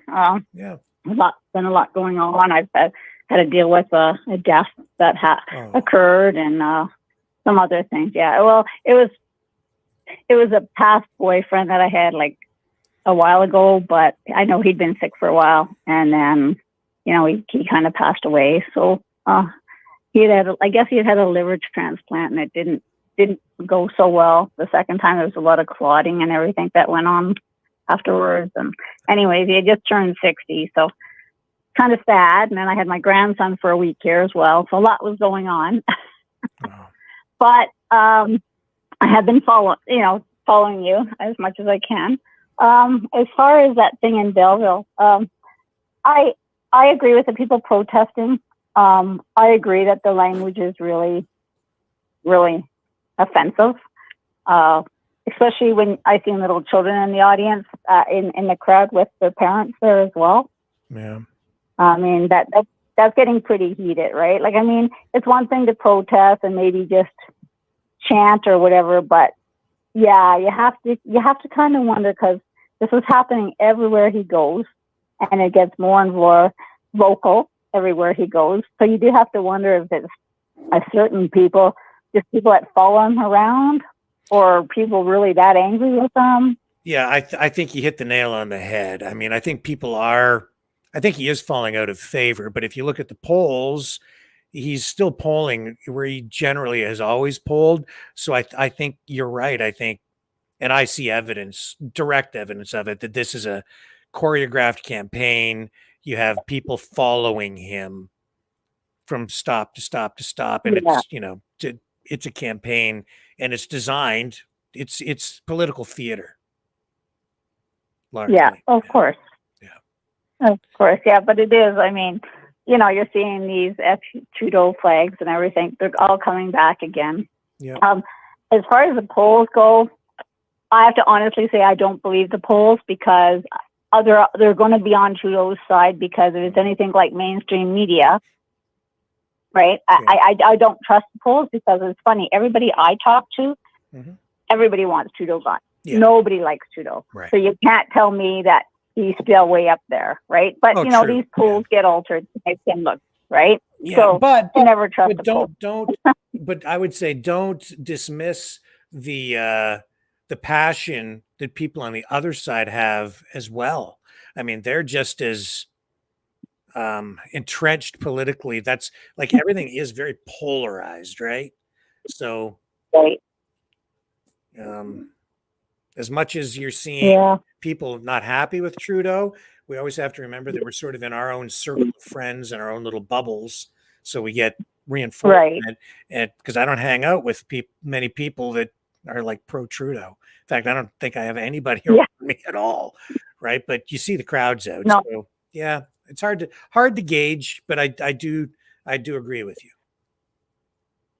Yeah. So I mean, and he wonders why, he's the most hated man. Well, if you think about this, goes back to when the Freedom Convoy was just starting out. What he said to those people, you don't think that didn't fuel anger? And then when people are getting there and they just want to talk to somebody goes in to meet with them, and he wouldn't meet and then the media turned it into, oh, it's such a bad thing. And then, then you call in the police that beat on his own, you beat on your own people. I mean, and then you have an inquiry that's fixed, like there's just so many scandal after scandal, and he gets away with this. And, he goes internationally and he embarrasses us everywhere. Yeah. Like, it's just, to me, I don't think he has any, I don't even know the right words for this. It seems like he just doesn't care. He really doesn't care. He's on this agenda, and that's all he's focused on. He doesn't care that people are starving in the streets. He doesn't care. When he said that the Muslims are being turned against him by somebody else, no, that's how they feel, the same as many other parents feel. Yeah. Like it is just so much going on. I don't think I've ever seen a prime minister in the news every single day causing as much chaos as he has that in my whole life. Like, really. And my dad, he hated his father. He hated Pierre Trudeau. I can remember that and because I was younger then, so I don't really remember why he hated him. I mean, I was young, right? It's like, well, why would you hate a prime minister, right? Well, I guess if I went back and I reviewed stuff, but I mean, his son is way worse. If that's his son, that is. Anyways, but so that's just my theory. I think that everybody should have the right to definitely go and protest. And if he's out and about, I think it's getting to the danger level, though. Like, I mean, I don't know how dangerous these people can become, because obviously they seem to be getting closer and closer to him. Have you ever noticed that? Like, why are his security? I mean, they're almost to him, and then they'll push him away. Well, that's pretty dangerous.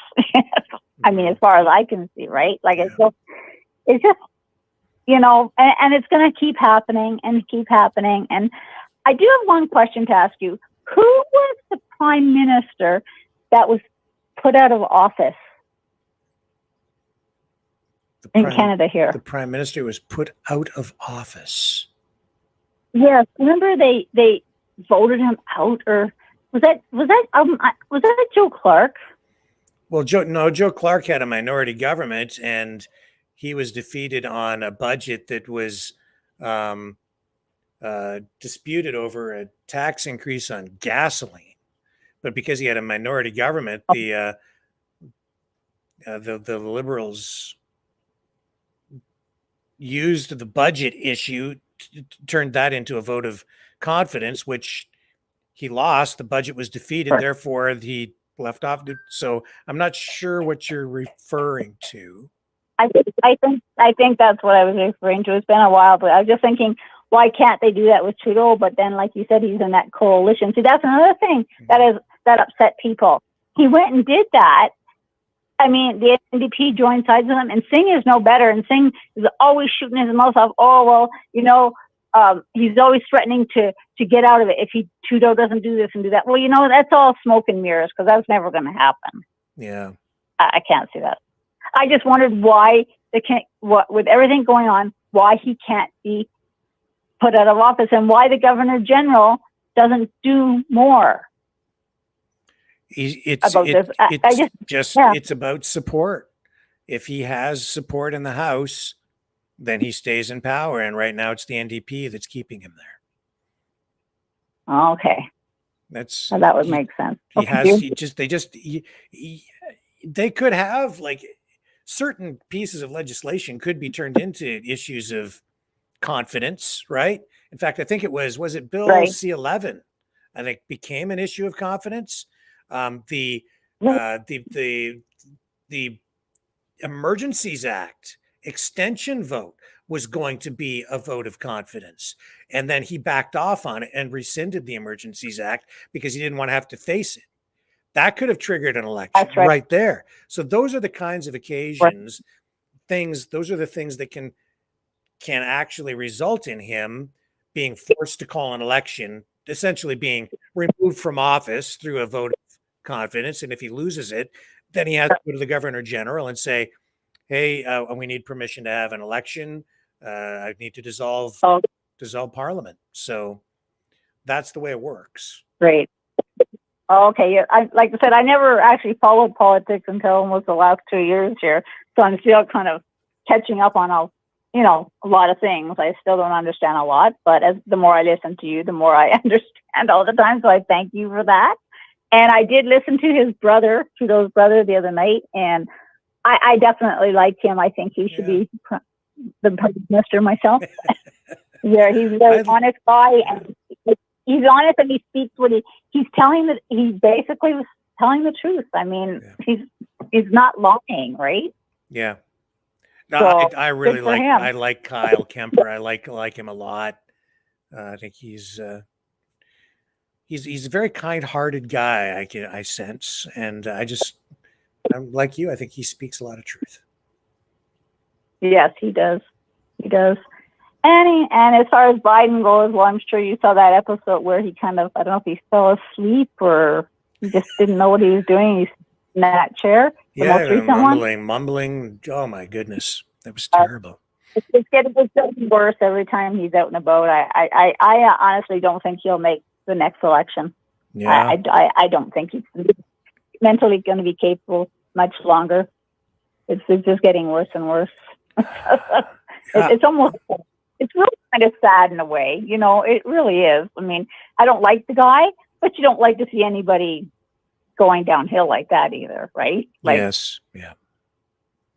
Right? Like I have a heart too, right? So, but anyways, that's my thoughts on it. I think that, people should have a right to protest if he's around, and they're going to anyway. But the language, and I don't know if he actually called him a Jew. That didn't sound to me like a Jew, but what he said there sounded like it more of a puke. But it's hard to say because it's so loud. There's so many people, right? All yelling, all different stuff. Yeah. And that one lady, oh my God, she was louder. See, to I mean, me, that's disgusting language. To me, I think I heard the word Jew at least once. And so, I mean, that concerns me. If other people are hearing it differently, like I'm cool with that. It maybe isn't clear.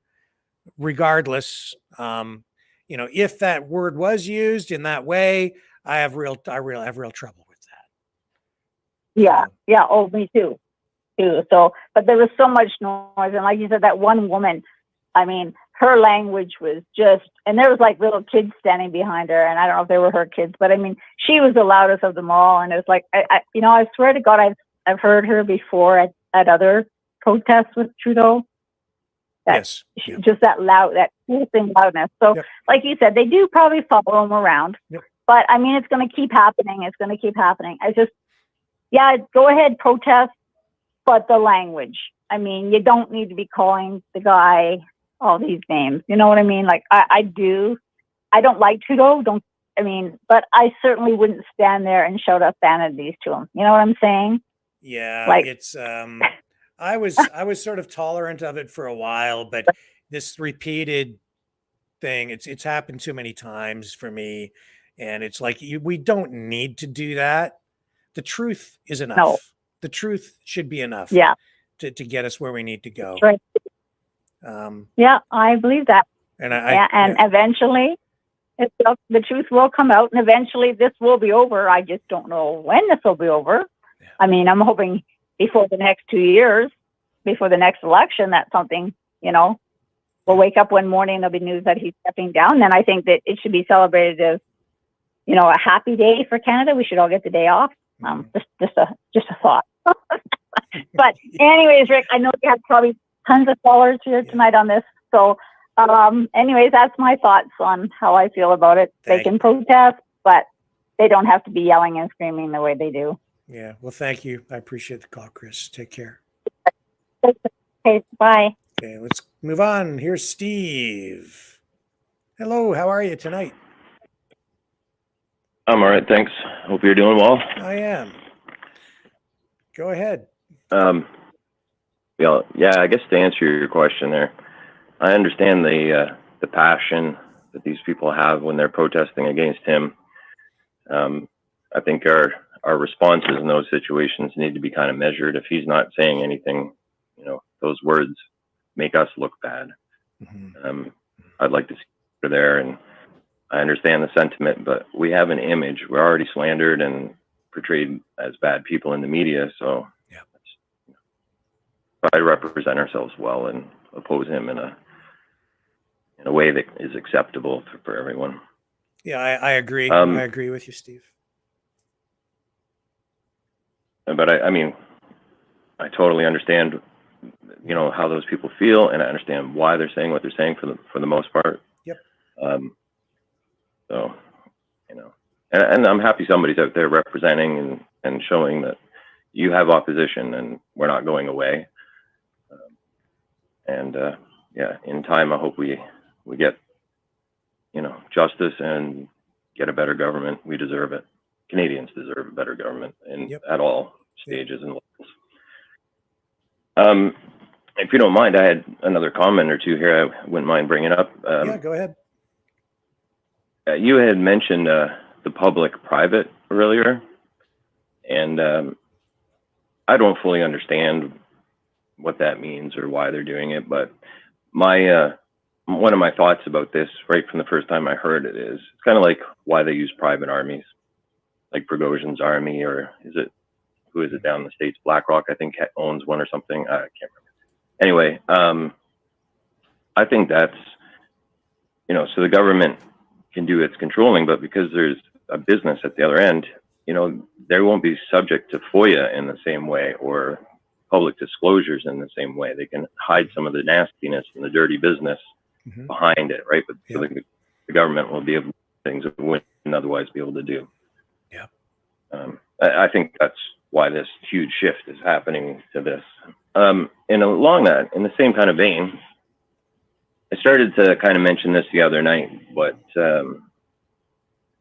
with regards to our political parties and how, like, the Conservatives seem to be virtually liberals now, and our liberals seem to be, I don't know, I like your term, communo-fascist, and I agree that's the way to word it. It shouldn't be the other way around, because I think it leans towards fascism more than communism. Yeah. So, but the dictatorship, like, for sure, is, I think he'd love nothing more than to be a dictator. But is this moving into a single party system?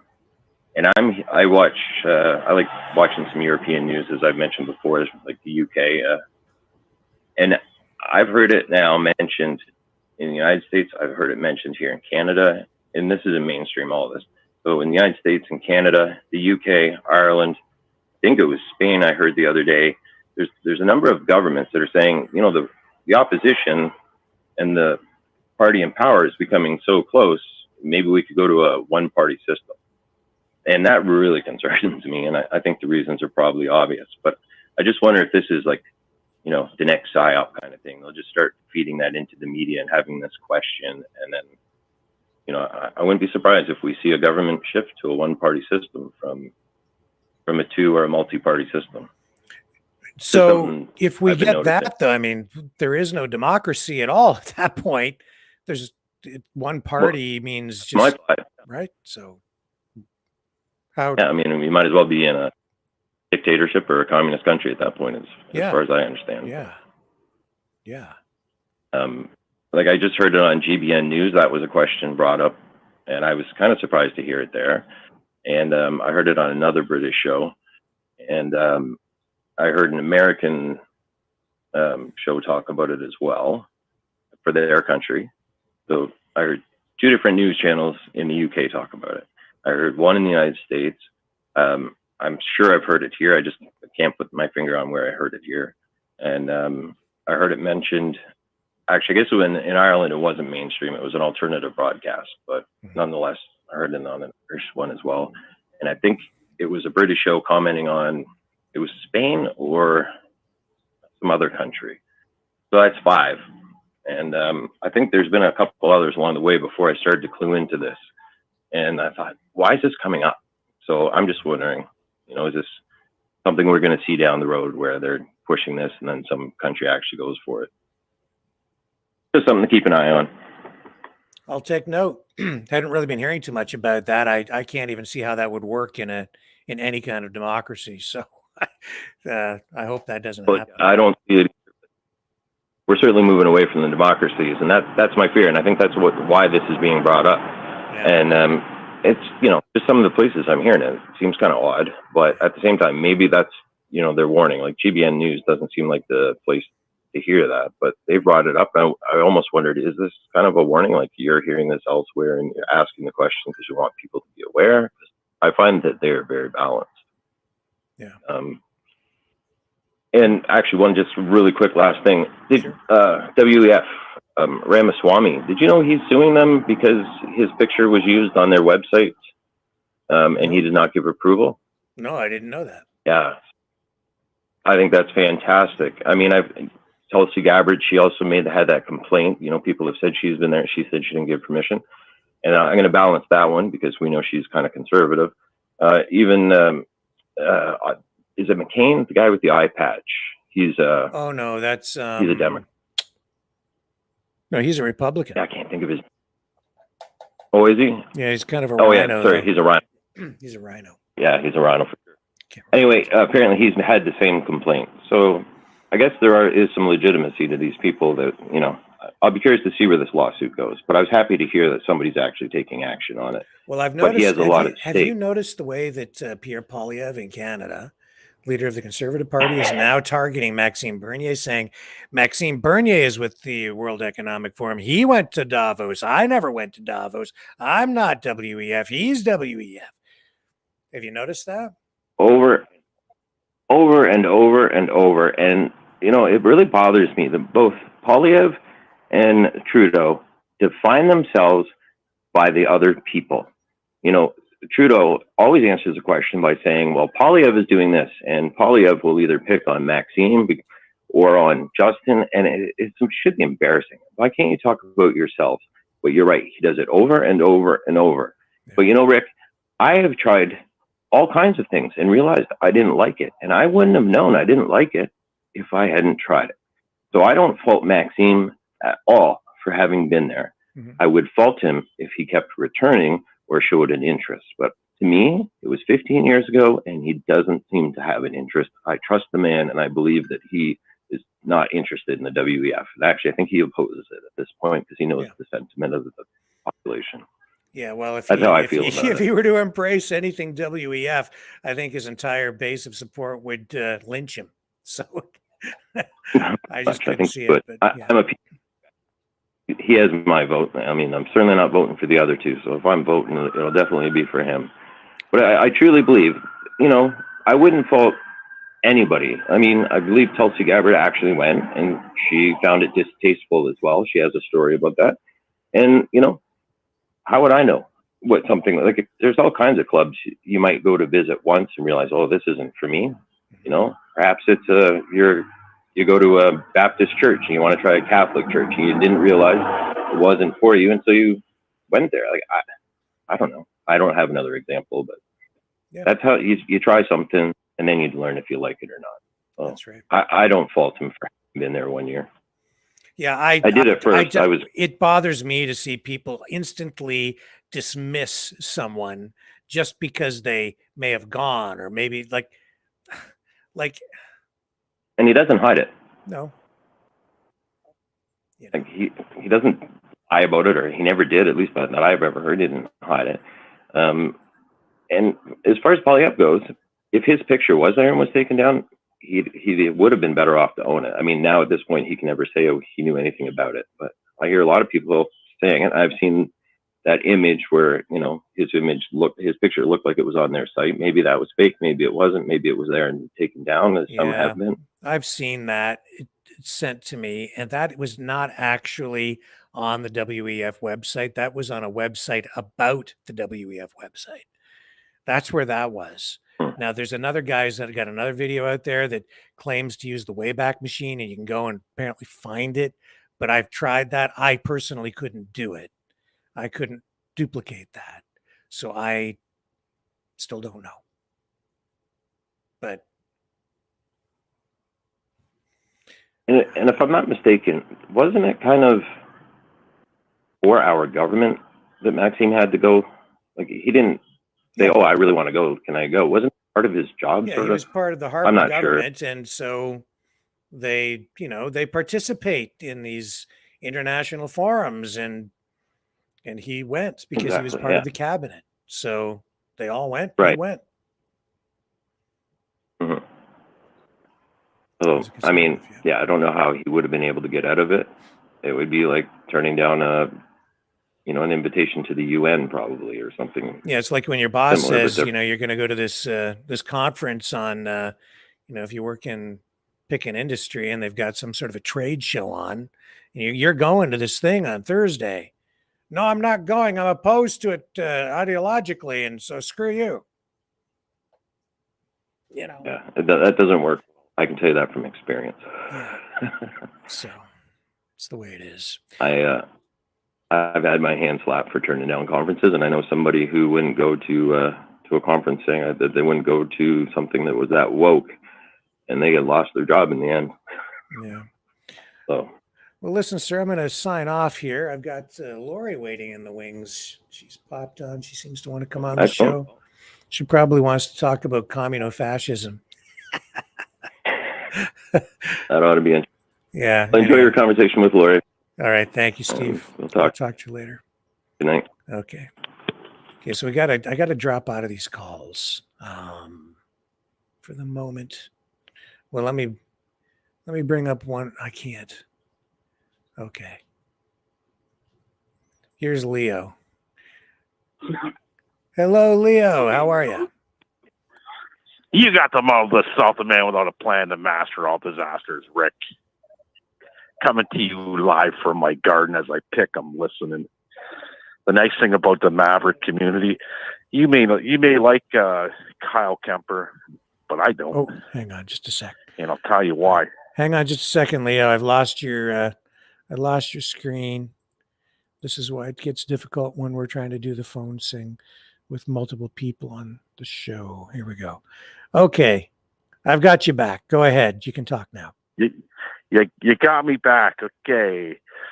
Well, the nice thing about being a Maverick and part of the Maverick community is you may like Kyle Kemper, but I don't.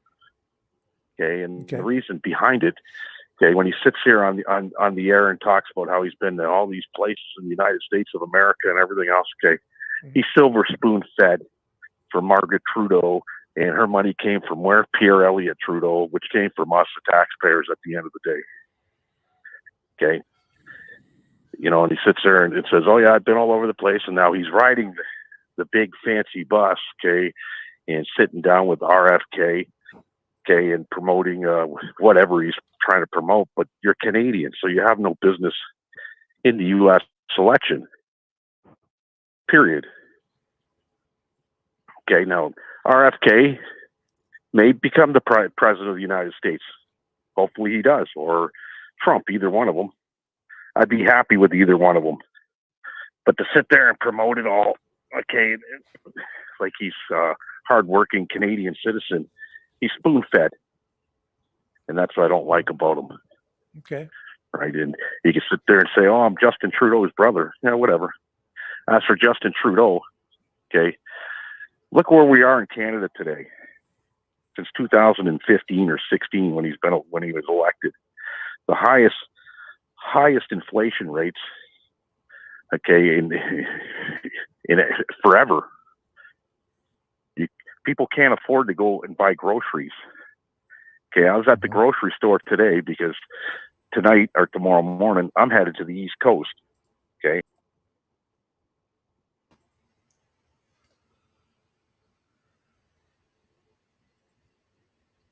Hang on. I lost your feed again here, Leo. Just a second. I'm sorry. Okay, sorry. Go ahead. So you were talking about prices? So the prices of food, okay, just on food alone, was $3.99 for a head of broccoli, which was really not a head. When I got home, I did a little video on Facebook of me cutting my broccoli, and it was 3 times the size of what they had at the superstore. Right? People are getting gouged, especially in Ontario. When Premier Doug Ford said, "Oh, anybody who gouges when the bid came out, you'll be held in court." Not one person's been to court over gouging or price inflating. Okay, and we're seeing it, and we have zero protection, consumer protection at all by the government. Okay, he's the reason the price of gasoline is the way that it is. He's the reason the housing crisis is where it's at. Okay, you're the commander in chief or CEO, however you want to call it, okay, of the country, and he's not taking any control whatsoever. He's letting it run rampant. When I'm in downtown Windsor and I'm going to drop my wife off, we're driving down Riverside Drive. There was a refugee crapping next to the Best Western, and the Best Western's where they stay. Crapping right on the lawn, Rick. Yeah. And I didn't notice it. My wife did. She said, "Look at that." I said, "Oh my God, I wish I would have went Facebook Live on that one." Okay. So people are coming into this country. We can't afford to take care of our own, apparently, but we're going to take care of others. Now, you can't even get a room at the Best Western or the Holiday Inn in Windsor, Ontario. One's right on Riverside Drive. Yeah. Okay, and that's the best view in Southern Ontario is right there. Okay, and it's overrun by the refugees. That's where they've been putting them, on the backs of us taxpayers, right? So it's going to be funny to see when they do campaign, the Liberal Party, and they make it from town to town to town to town to town. Okay, you're going to see a lot more of what you're seeing in Bellevue. You know, I'm surprised, honestly. I'm surprised people are restraintful enough, because there's a lot of hate, a lot of deep hate, Rick, and something terrible hasn't gone on, like a guy on the grassy knoll type of deal. Yeah. Okay, I'm very surprised it hasn't happened yet. You know, he can't even go to the corner store. You know, and it's pretty bad when his security says, "Hey, you can't come to this to Bellevue. It's too dangerous for you now." Yeah. You know, I've never seen anything like it in my life. And as for Pierre Poilievre, okay, I'm not saying he's the right guy. When I seen a video, I don't know if you've seen it yet, Rick. It's out there, of the fella who went to the Conservative town hall meeting or whatever they're calling it, right, to see Poilievre, and he wore one of the FU Trudeau shirts, and they wouldn't let him in. Right? They wouldn't let him in because of his attire. You know, so Pierre Poilievre could say what he wants to say. I'm not saying it's right to be running around with FU shirts and this and that, right? But look where we are. Look where society is today, right? People can't afford shit. But I am going to the East Coast in the morning. I just don't know how far east. I know I'm going to at least Nova Scotia, because I've never been to the Bay of Fundy, never been to the Atlantic Ocean, and I'm going to hurry up and get my swim in the Atlantic Ocean, because who knows when I'll be able to afford to go to the Atlantic Ocean again. Well, that's exciting. So you're And I'm taking gonna some get my time to go on a bit of a trip. That's great. Yeah. Well, yeah, I have to, right? I'm off for a couple weeks, and my son and my daughters are all going to be watching the animals here. So, you know, I'm going to make the best of it. I'm going to eat my fill of lobster. I'm going to bring my lobster back, right, and keep eating my fill of lobster. But yeah, politically, Canada's a mess, buddy. It's a mess. I agree. You know, when I That's see, true. I mean, you got Poilievre changing his face, his view, his look, the whole 9 yards, right? Be who you are. Yeah. You know, if I was running for Prime Minister of Canada and you're going to get the mouth of the South on the table, I'm not going to change from the mouth of the South. From day one, that's what you like and that's what you're voting for. That's what I would be till the end. I'll be the mouth of the South. Yeah. Right? But these guys, they chameleon like lizards. Yeah. A chameleon. Okay. And once they're in, man, it's I don't know. All I know is that if Pierre doesn't say what he's going to say and he gets in as Prime Minister, all hell's going to break loose. You think it's bad for Trudeau? Watch for him. Because a lot of people lost hope and they figure he's the only hope, right? And if they are disappointed with what he does, look out. I hear you.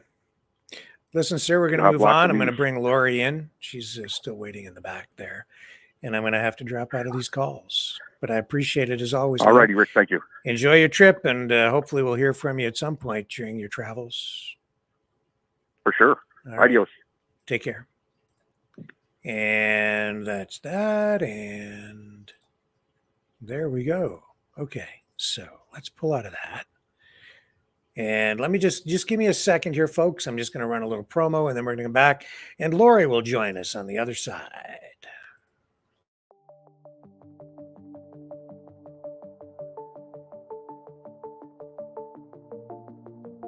Greetings, brave Mavericks.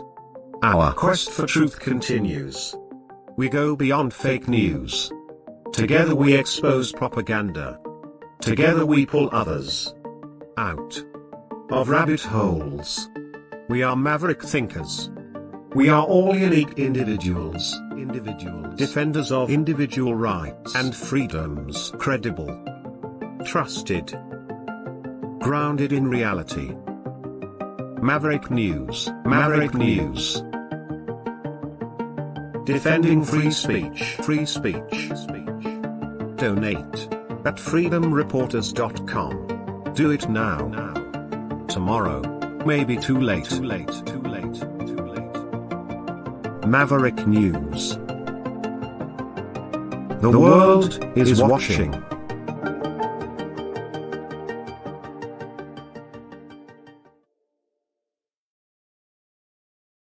Hey, let's do it. Let's bring her in. And here she is. Here's Lori. Hello there, friend. How are you, Rick? I'm fine. How are you? Doing good. Enjoying a Sunday afternoon swim. Oh. Yeah, I got a swimming pool out my back door, and I've been using it today. Boy, it's 97 degrees with a heat index of, oh my God, 112. Oh, good for you. Yeah, good day for the swimming pool. My hair's still a little wet, but I wanted to jump on and say hello and see how everybody's doing today on your Sunday. Man, we had a great show last night, didn't we? On Strange Yeah, it was an Bedfellows. interesting conversation. It was good to have you there. I know it was supposed to be your night off, and then you came to work anyway. Yeah. You're the hardest working man in show business. You just never Yeah. take a break. I am exhausted, actually, because I didn't get home until very late. Yeah. It was a late night for me, too. I was up talking to our friend Kevin Michelizzi over in Crimea at 2 o'clock in the morning. It's 10 a.m. their time, but 2 a.m. my time. So, yeah, I'm a little bleary-eyed myself today. But anyway, interesting conversation you guys had earlier. I'm still not sure what the heck communofascism is, but you did a pretty good job of explaining. Yeah. It's like a hybrid of the two. Mm-hmm. Yeah. I liked what Tyler said, though. He was like, if Justin Trudeau's a communist, I'm quitting the party. That's right. Yeah, nobody watched the guy anymore, right? What an interesting poll that. Very interesting. It's interesting to me that, Pierre still ranks so high in the hearts of Canadians. He's but like, Trudeau, he's Canada's Kennedy. I think he is. That's a really good comparison. And, I just heard Leo talking about Kyle Kemper. I've always looked at Kyle as Justin's hippie half brother. Yep. He's a total hippie. I had a chance to meet Kyle sort of in the Twitter space. We haven't met face to face, but we did a Twitter space together about RFK last week, and a really nice guy. So I was surprised when we had him on Maverick News the other night. I thought he was like a friend of the freedom movement. And wow, I was kind of shocked to see people in the chat room who really hate him. And I heard Leo saying just now, I was curious as to why. And I wondered if it was just because he's Trudeau's half brother, just being related to Trudeau was like a bad thing, or if it was because he's endorsing Kennedy, that they think he's gone woke liberal or something. It's if you rewind a year ago, we had Kyle on the show, and the response was very positive. I remember that. Yeah, and now I brought him on. I was also surprised to see the negative comments. Yeah. Well, I hope we didn't hurt his feelings. I hope he'll come back. I'm sure he will. I think he's a really nice guy. Yeah, I like chatted him. with him for probably 5 hours, man. It was a long Twitter space, and we were the only two in the room on Team Kennedy defending Kennedy. So we were kind of teamed up for that match, working together, you know? Well, it's nice to have at least one friend. Exactly. That's the only friend I had on that panel. Yeah. But you know, Kyle, I know it's weird that he's a Canadian and yet he's going to all this trouble for Kennedy. He's got the Kennedy bus and he's been driving it all across America. You know, I don't think it's that. I don't think it's that weird, but you don't? No, not really. Huh. Canadians are so Americanized, especially down here where I live, because we're not far from the border, right? Sure. We're bombarded with American culture, television, movies, everything. We're very Americanized. We're definitely not American, and there are differences as you go across the country culturally and socially. But what happens in the States has a huge impact on what happens here. That's right. We're so connected, right? So, of course, we have a vested interest in what goes on in the US. Of course, we're interested in US politics. A lot of people, you can see it in the chat, will sit here and say, why are you covering American politics? Get that, what? Just focus on Canada. Well, no, it's extremely important that we stay in tune with what's going on down there. And well, I don't think that it's appropriate to have foreign meddling in your elections. Exactly. I think that we certainly deserve to have a voice like any other country in the world, and maybe even more so because we are so closely linked. And so I don't That's think it's right. strange at all to see what Kyle Kemper is doing. That's good to hear you say that. I agree. I think that, you know, I mean, obviously there are limits on how involved Canadians could get involved with the U.S. elections. I mean, there are laws about that. You can't donate. Unfortunately, you can't buy merchandise. I've had a lot of Canadian Kennedy supporters ask me if they could buy a Kennedy t-shirt or a ball cap or something off the website. And it's like, no, you can't buy it directly from the website because of those laws. But, you know, Kyle, it's legal for him to volunteer to do this of his own accord, put his own money into it and do it just because he wants to. I mean, that's freedom, right? That's what we're all about here at Maverick News. You know, I wanted to tell you, there's a new poll out, a new Harvard-Harris poll. Bobby tweeted it out today, and it honestly kind of even took me back. I was amazed to see that he's leading the pack right now in this, and this is a major poll. This is a Harvard-Harris poll. It's a favorability poll, like how people look at him. He's got 49% favorability in front of Trump. They're kind of neck and neck, which is what makes the poll very interesting. Biden was way down there at like, I don't know, 20 some odd percent. Which is probably inflated. Yeah, exactly. Exactly. I've never seen a president in my lifetime with so much artificially inflated popularity. They've been telling us that Joe Biden's a winner and the best president ever since 2020, and the people just don't seem to think so. So I question some of these polls, and yet I like this poll because my guy's ahead, and he's leading Trump by 3 points. Trump's at 45%. Yeah. Kennedy's at 49%. So I thought that was interesting.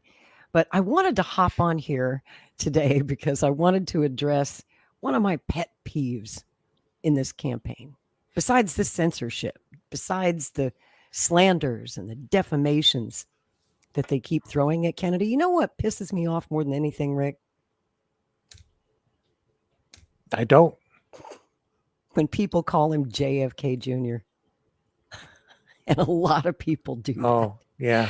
I even heard members of Congress the other day at the hearing accidentally slip and call him JFK Jr. And unfortunately, there's a lot of confusion, it seems, about, I mean, I know there's a lot of Kennedys and it's hard to keep them all straight. And then it gets more convoluted and crazy when you look at this whole QAnon thing where they think JFK Jr. is still alive. And have you heard the latest JFK Jr. QAnon conspiracy theory? It's a good one. Another one? Like what? Lay it on me. There's a new one. Okay, bear with me. I'm going to try and explain this. They think that JFK Jr. didn't die in a plane crash, right? He faked his death. Okay. I guess his wife and sister-in-law somehow did that too. So they all faked their deaths, and they've been in the witness protection program all these years. And you know, the big Q conspiracy theory a couple of years ago was that JFK Jr. was going to come out of the witness protection program and declare his solidarity with Donald Trump, and he was going to run as Trump's running mate. Okay. So now the new theory, and this is wild, they're saying that RFK Jr. isn't RFK Jr. He's actually the not dead JFK Jr., who's like wearing a mask or something. And he's trying to look like his cousin Bobby, and he took his cousin Bobby's name. And so then the plan, Q, the plan is that RFK Jr. is going to team up with Trump. And then the QAnon prophecy is fulfilled. They'll run together. Laurie, what's wrong with that? I just wonder what happened to RFK Jr. if that's the case. I mean, where's he hiding? Is he in the witness protection program? I don't know. You just asked too many questions. I know. You just got to go. Just got to go with it sometimes, right? Just go with it. What the hell? If you want to call him JFK Jr., that's fine. As long as they vote for him, what do you care? That's right. I don't care. Just click the name Kennedy. That's good enough for me. Doesn't matter which Kennedy it is.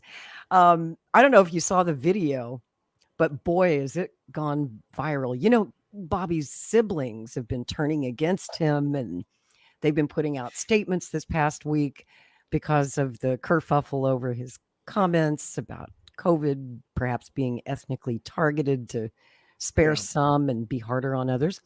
Yeah. So his sister, Carrie Kennedy, put out a statement basically saying, I denounce my own brother. And then President Kennedy's grandson, Jack Schlossberg, Caroline Kennedy's son, he put out a video on Instagram yesterday, just attacking Bobby. And I've been a Kennedy follower for many, many decades now. The Kennedys were always a united front, at least publicly, right? They might disagree in private, but publicly they always stood together. You might remember the William Kennedy Smith trial back in 1990, that rape trial. All the Kennedys stood together, although not all of them thought he was innocent. But publicly they stood behind him. Same with the Michael Skakel trial and other scandals that have erupted over the years. The Kennedys always stuck together. It's very strange to see them having this very public, ugly thing. I don't think anybody wants to see any family's business aired like that in public. Yeah. I find it unseemly, don't you? Have you seen the video? No, I haven't seen the video, no. It's pretty sad. It was just a brief little video where he hops on, basically says Bobby's crazy. Don't listen to Bobby Kennedy, and endorses Biden, and proceeds to say, I mean, he's really reaching here, proceeds to say that Biden's the best president ever in American history, he said. Oh, yeah. Well, that's self-evident. Just, wow. He's so good, he doesn't even need to be awake when he's, it's like, he's so good, he can sleepwalk through the entire presidency. That's right. That's right. Well, we've talked about this before on the show about the JFK Jr. crazy QAnon conspiracy thing. Yeah.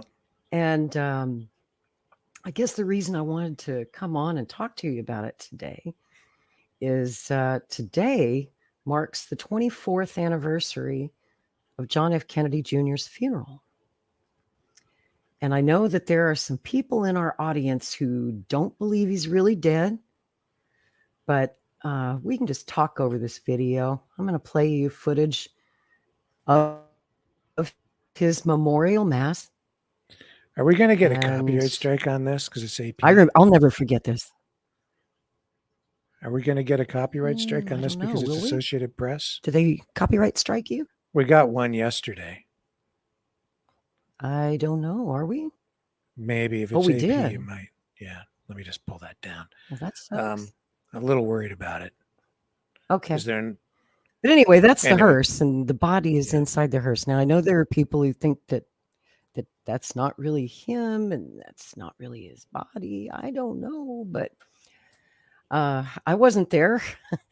I can tell you, and I guess the reason I wanted to talk about it today was I miss John. I actually knew John Kennedy Jr. He was a friend of mine. I can't say a really, really close friend, but we met on several occasions. And he was a wonderful person. I was absolutely devastated when he died. And it hurts my heart when I hear people try to spread this nonsense that he's still alive. He's gone, folks. He's been gone for 24 years. And I know there are people out there who might say, oh, Lori, you don't know. You just don't know. You haven't read the Q drops. And I'm like, yeah, I have. I've read them all. And it's disturbing when someone talks that way about a friend of yours, someone that you love, someone that you miss, someone that you knew, and they tell you that that person's not dead, and they try to give you some kind of false hope that they might come back to life or something. It's very painful, and I'm personally tired of hearing it. I want to talk to people today as someone who knew John, and people ask me, what was he like? And so I've never actually told publicly my story, and I thought I would share it with you today because it's a really cool, really fun story of how I met John F. Kennedy Jr. You want to hear it? Yeah. This is a great story. As you know, Rick, I used to, in another life, I was a musician, spent most of my life in a band, traveling all over the United States. And in 1991, I was playing a blues festival. We were a blues band. And it's a big festival, happens every year in the Mississippi Delta. It's called the King Biscuit Blues Festival. And I was there on the bill. And also, lots of other great acts on the bill. So we're on stage and we're playing our set. And I'm looking off to the side. The backstage area is kind of off to the side of the stage. And that's usually where people, other musicians will hang out and watch other bands play. And I look over and there's this tall, good-looking white guy, wearing a T-shirt and shorts and a ball cap, kind of incognito. He had shades on. And he's just grooving. He's in the groove. He's having a good time. He was enjoying our music. So I was kind of looking at him over there. Can't lie. He was a good looking fella. So I was looking at him. And after our set, he comes over to us, came over to me. And he just wanted to talk about music. He was a big fan of the blues. When people asked me what was he like, I said, John had excellent taste in music. He was also the biggest Rolling Stones fan I've ever met. And I'm a pretty big Rolling Stones fan myself. So we were talking about music. And I kept, I couldn't see his face because of the shades and his hair was covered with the ball cap. I wasn't really sure who I was talking to. I just thought he was a nice guy. So we stood there and talked for 5 or 10 minutes. And I kept trying to place him. I was finally, I said, you look familiar. Where have we met before? And I said, what's your name? He said, I'm John. I went, John. Then it hit me. I was like, hold on, take off your shades. Who are you? Are you John Kennedy? He's like, yeah, but keep it on the down low. I'm on a vacation here. I don't want paparazzi following me. I had to sneak out of New York City because I just wanted to come to a blues festival. I'm taking the weekend off in Mississippi, man. I'm here just to have some fun. So not too many people know I'm here. He had a girlfriend with him. I won't say who. I won't say her name. But yeah, they were just traveling for the weekend. So he wanted us to keep it on the down low, and of course we did. And one of the coolest things about him was his curiosity. Bobby has that same curiosity. It's kind of a trait that runs in the Kennedy family. His dad was like that.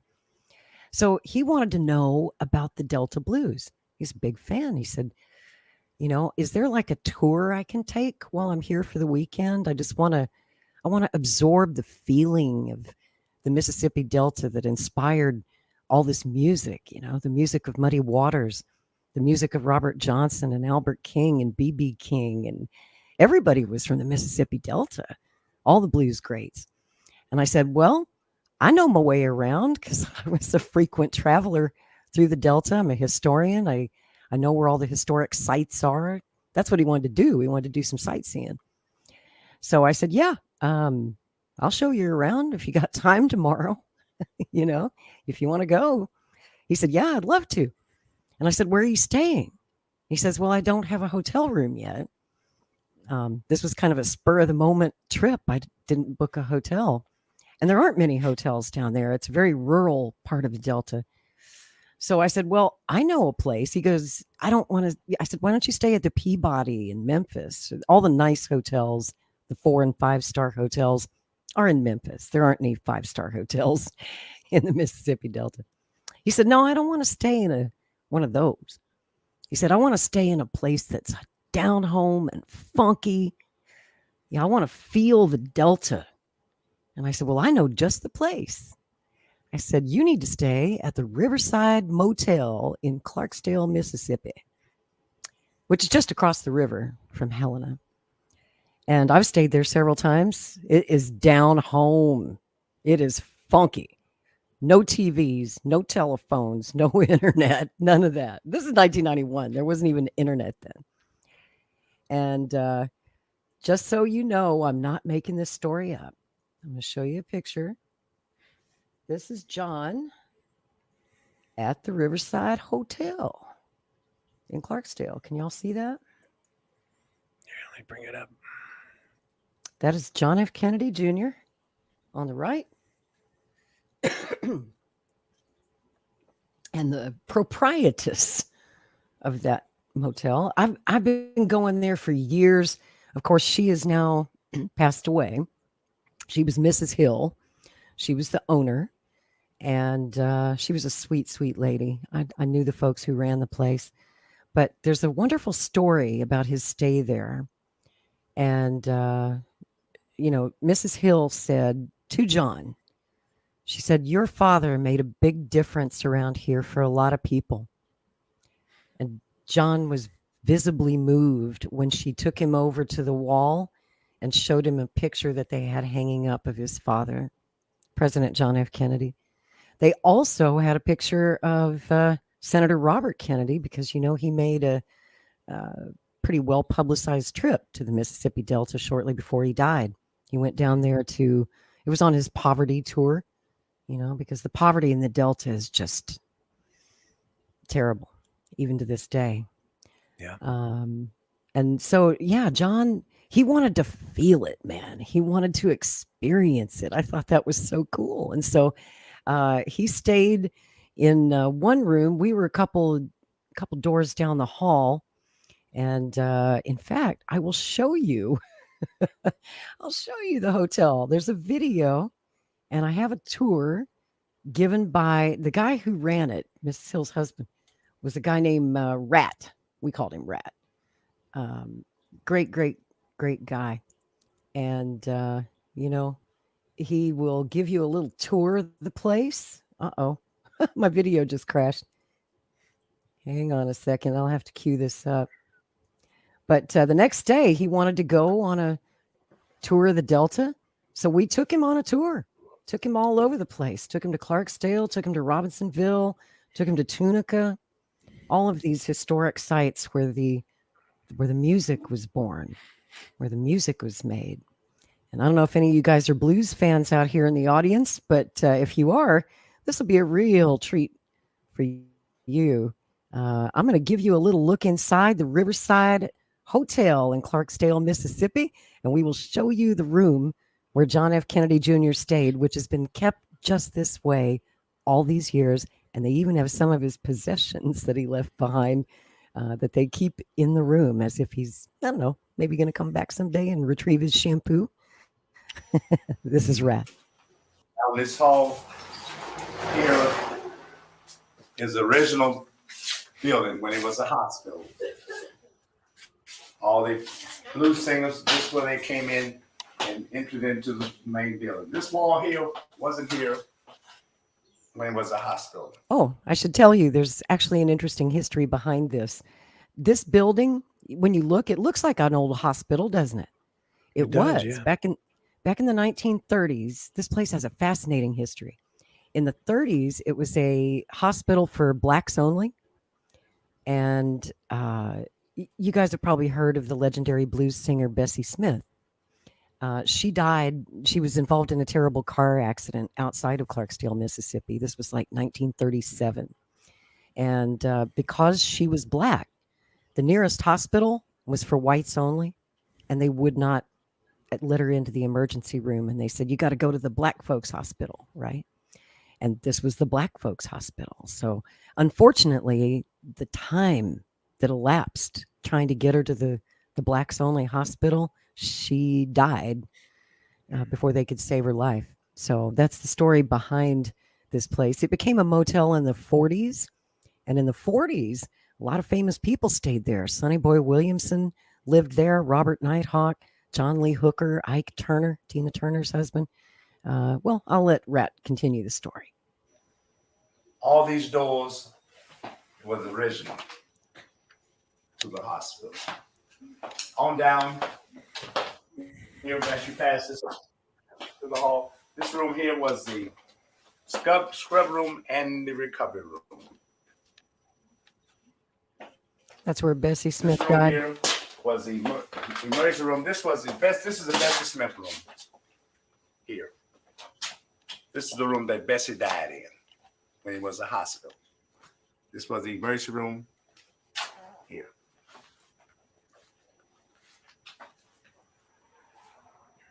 That portrait there on the bed was one of the guests painted that. This photo here on the wall, that's a photo of my mother right here. Okay. Picture there. It's been owned by the same family all these years. Still is.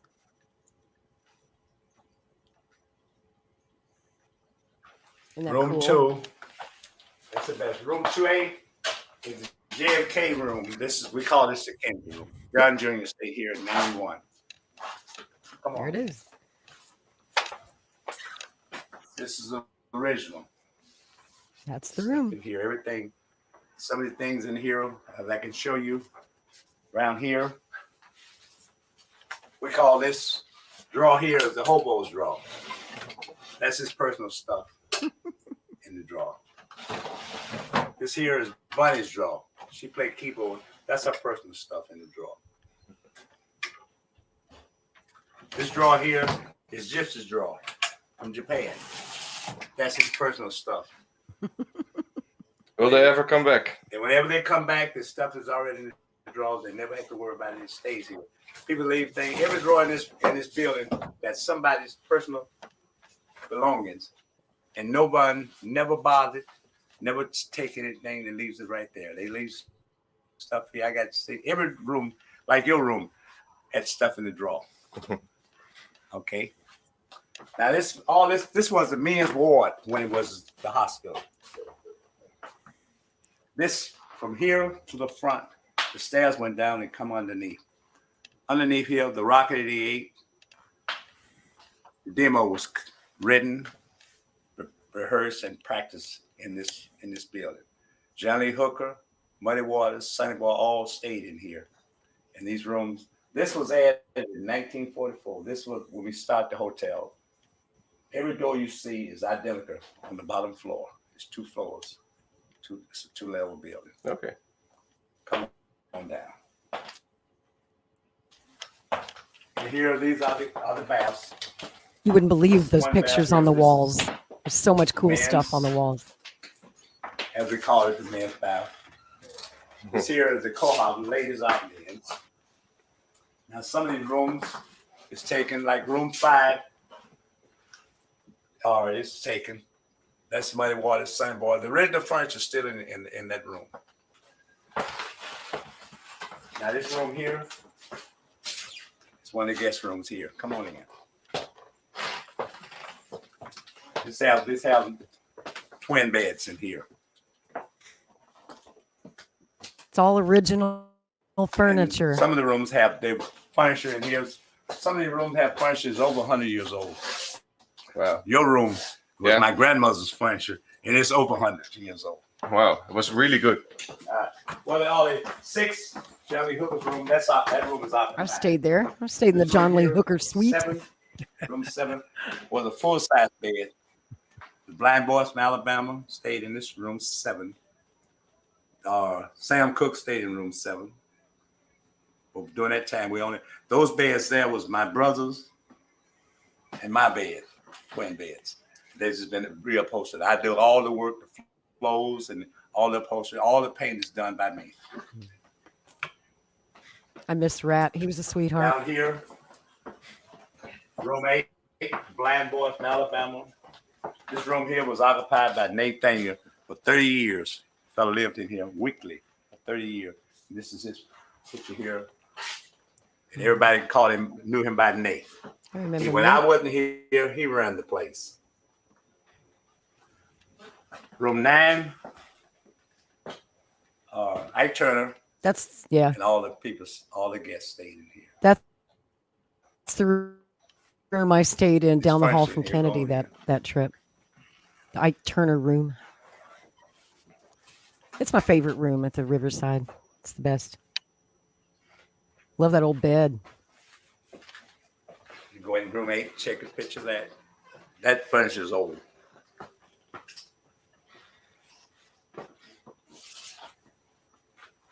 No frills, but a lot of charm. Dresser, chest of drawer. It's all the original. No TV set. No telephone. No refrigerator. But you got a copy of Blues Festival Guide 2008 in your room. Isn't that cool? Yeah. Isn't it? Yeah, it's a really, really neat place. And John loved it. I was like hesitant to recommend this place because it's a dump. Okay. For a guy like him, multimillionaire, I was like, are you sure you really want to stay here? So I told him where the place was, and we drove him back over to Clarksdale because we were staying there too. And I walked into the desk, and I knew Rat and Mrs. Hill, and I said, I know you're probably full for the festival because it's a really small place. They haven't got many rooms, but I said, I got a really, really special guest out there in the car. He didn't even have wheels. He didn't rent a car, so he was like bumming a ride from us. we were driving John F. Kennedy Jr. around. It was crazy, just crazy. One of those things you think would never happen in your whole life, but this actually happened. So she says, who? And I said, it's John F. Kennedy Jr., but you're not supposed to say anything. Shh, because, the paparazzi follows him everywhere. She's like, no problem. She says, as a matter of fact, I will give him my room, her room, because it was the only room left. This festival brings people from all over the country, and they book that place up a year in advance.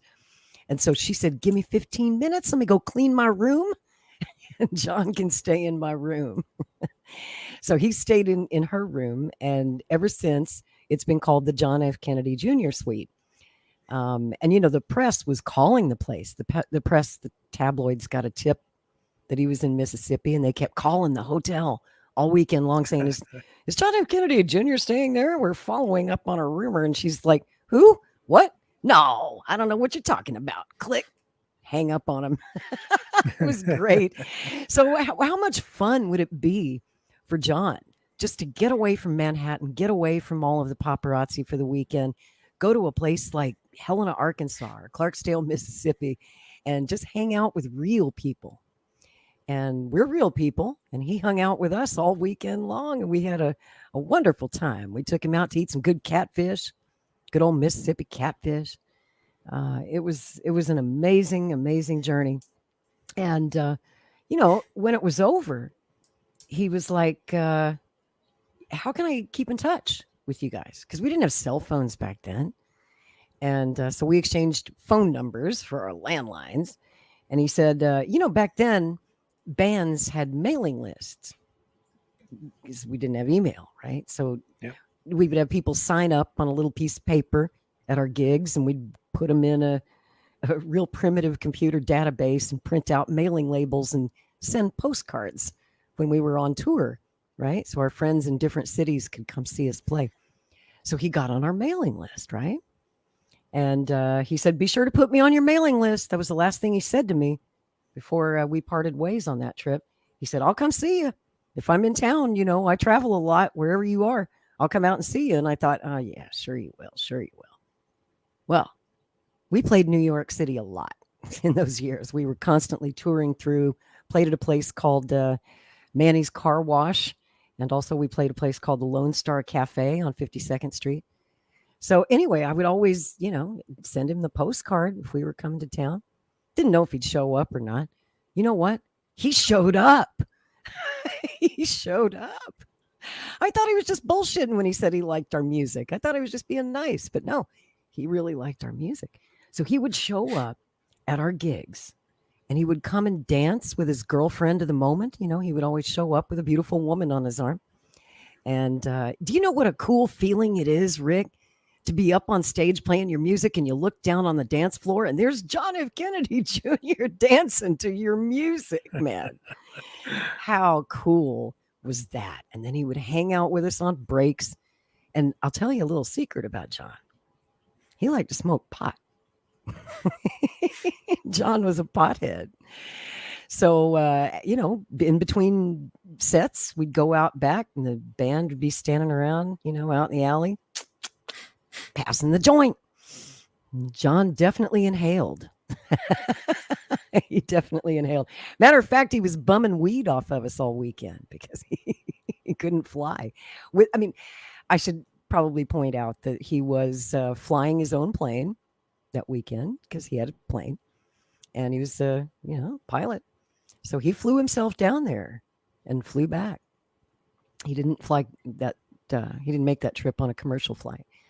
So sadly, that's how he died. John loved the escape of being a pilot. We talked a lot about aviation. I'm kind of an aviation nut. We talked mostly about music and aviation. Rarely did we talk politics. We didn't talk about his dad.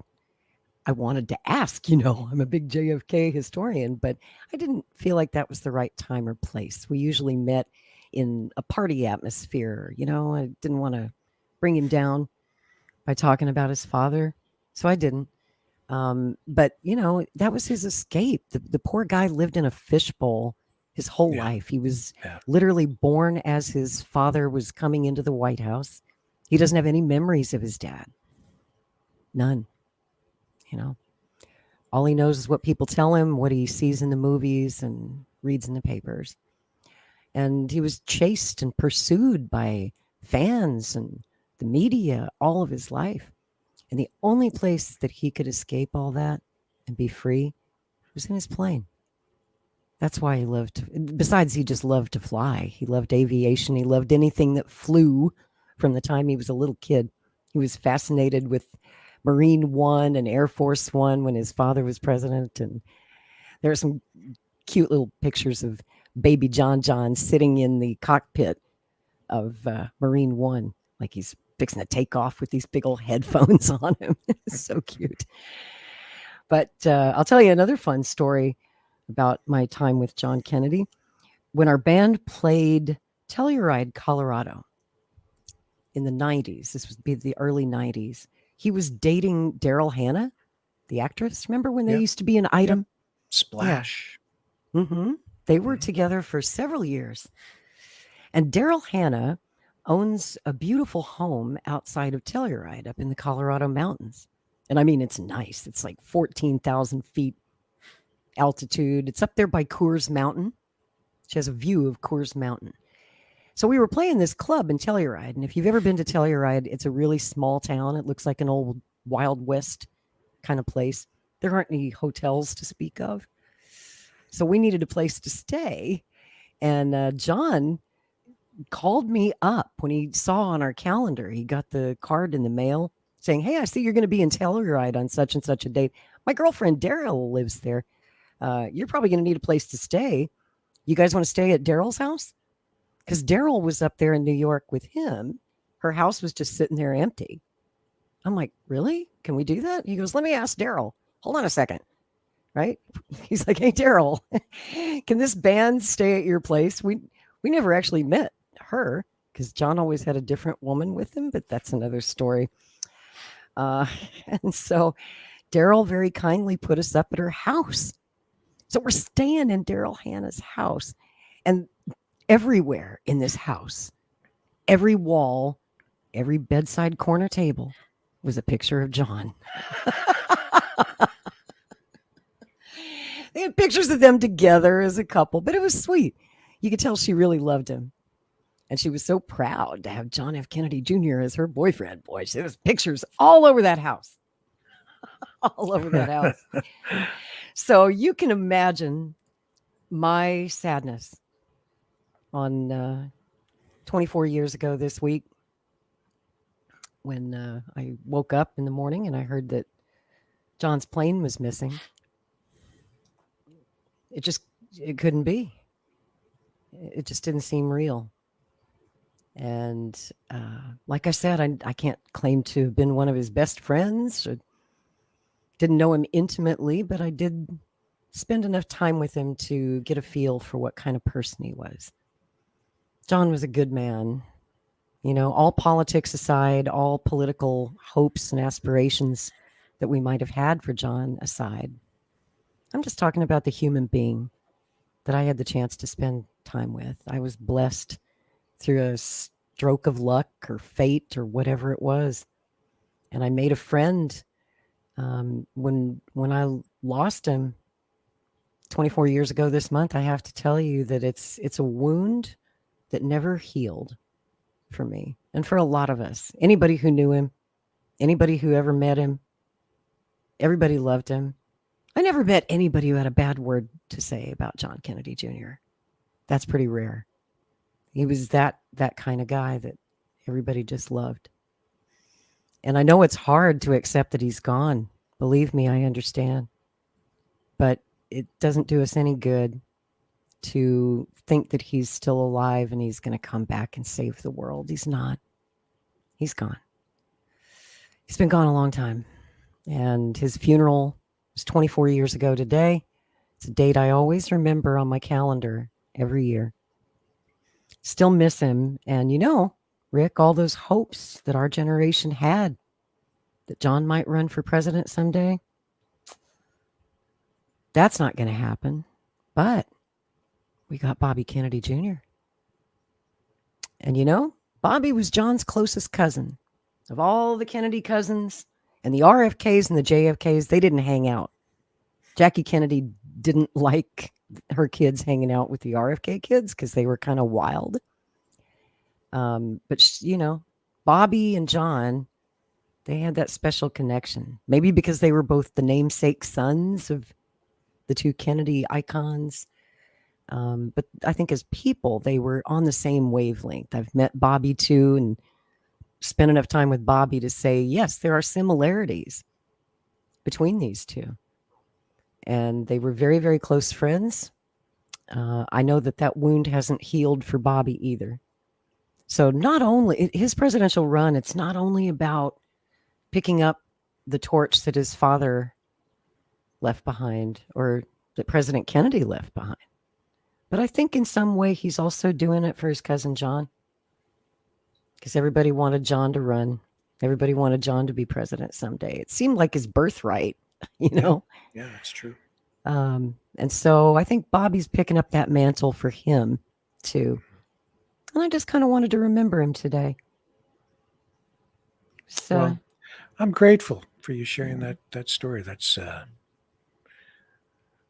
I think it's probably a little bit difficult for you to share First that. time. I mean, I've told it privately to my friends, of course, but I've never told the story publicly before. And I probably wouldn't have. I've always, kind of respected that was a private friendship. I never wanted to cash in on my friendship with John. Never wanted to exploit him in any way. The only reason I'm bringing it up now is because there's so much confusion on the campaign trail about RFK Jr. being called JFK Jr. And then you throw in all the crazy QAnon stuff and people are just confused. So I wanted to clear that up and be very clear that RFK Jr. is really RFK Jr. and that he really misses his cousin John, like we all do. Yeah. And that John is definitely gone. Unfortunately. Yeah. Yeah, it that was emotional. Doesn't seem like it was that long ago to me, but no kidding, man. It's going to be 25 years next summer. Wow. During the election, there's going to be that 25th anniversary, which I'm sure the media will celebrate. And who knows? Yeah. If Bobby wins the primaries, he's going to be the Democratic nominee for president of the United States when that happens next summer. Yeah. I wonder what John would think. I've been asking myself that question a lot lately. Like, if John was here, what would he think of Bobby running for president? Would he be campaigning for him?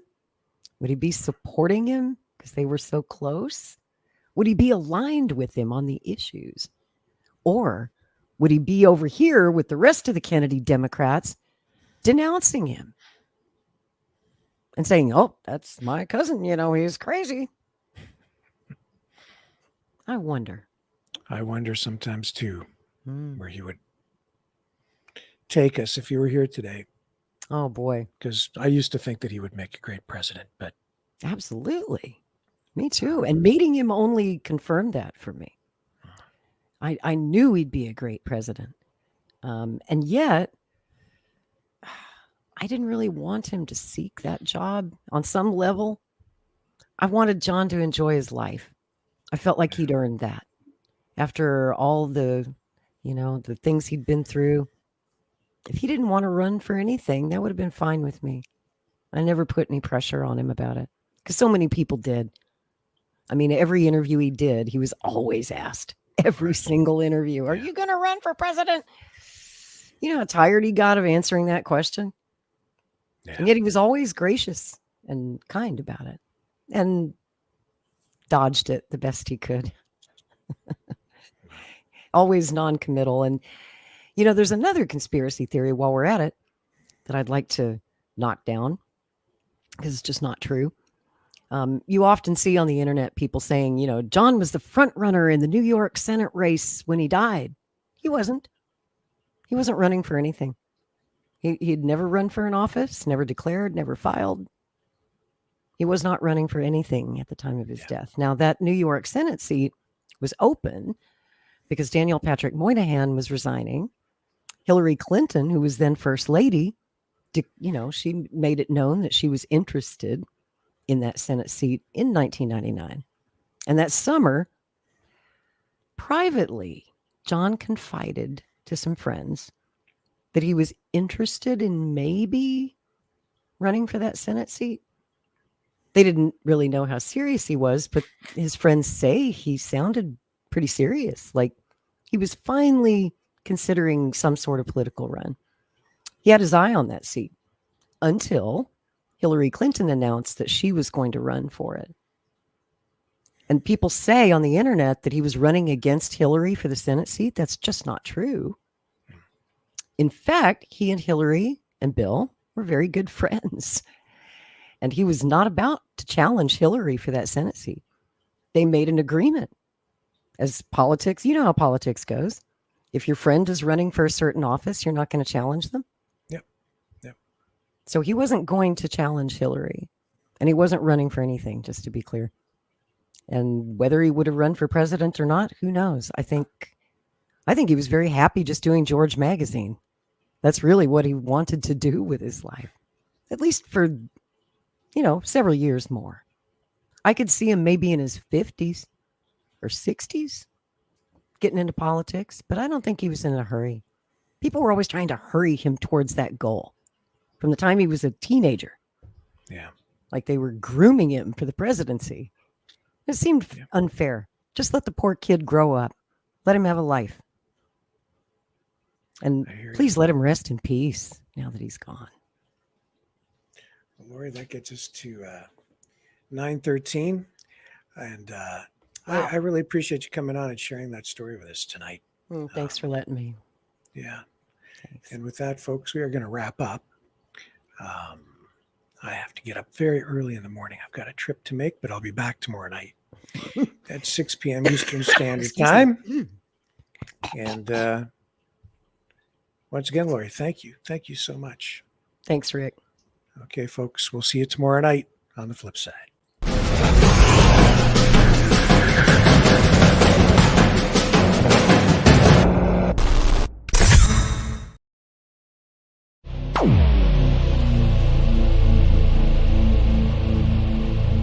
This has been a Maverick Multimedia production.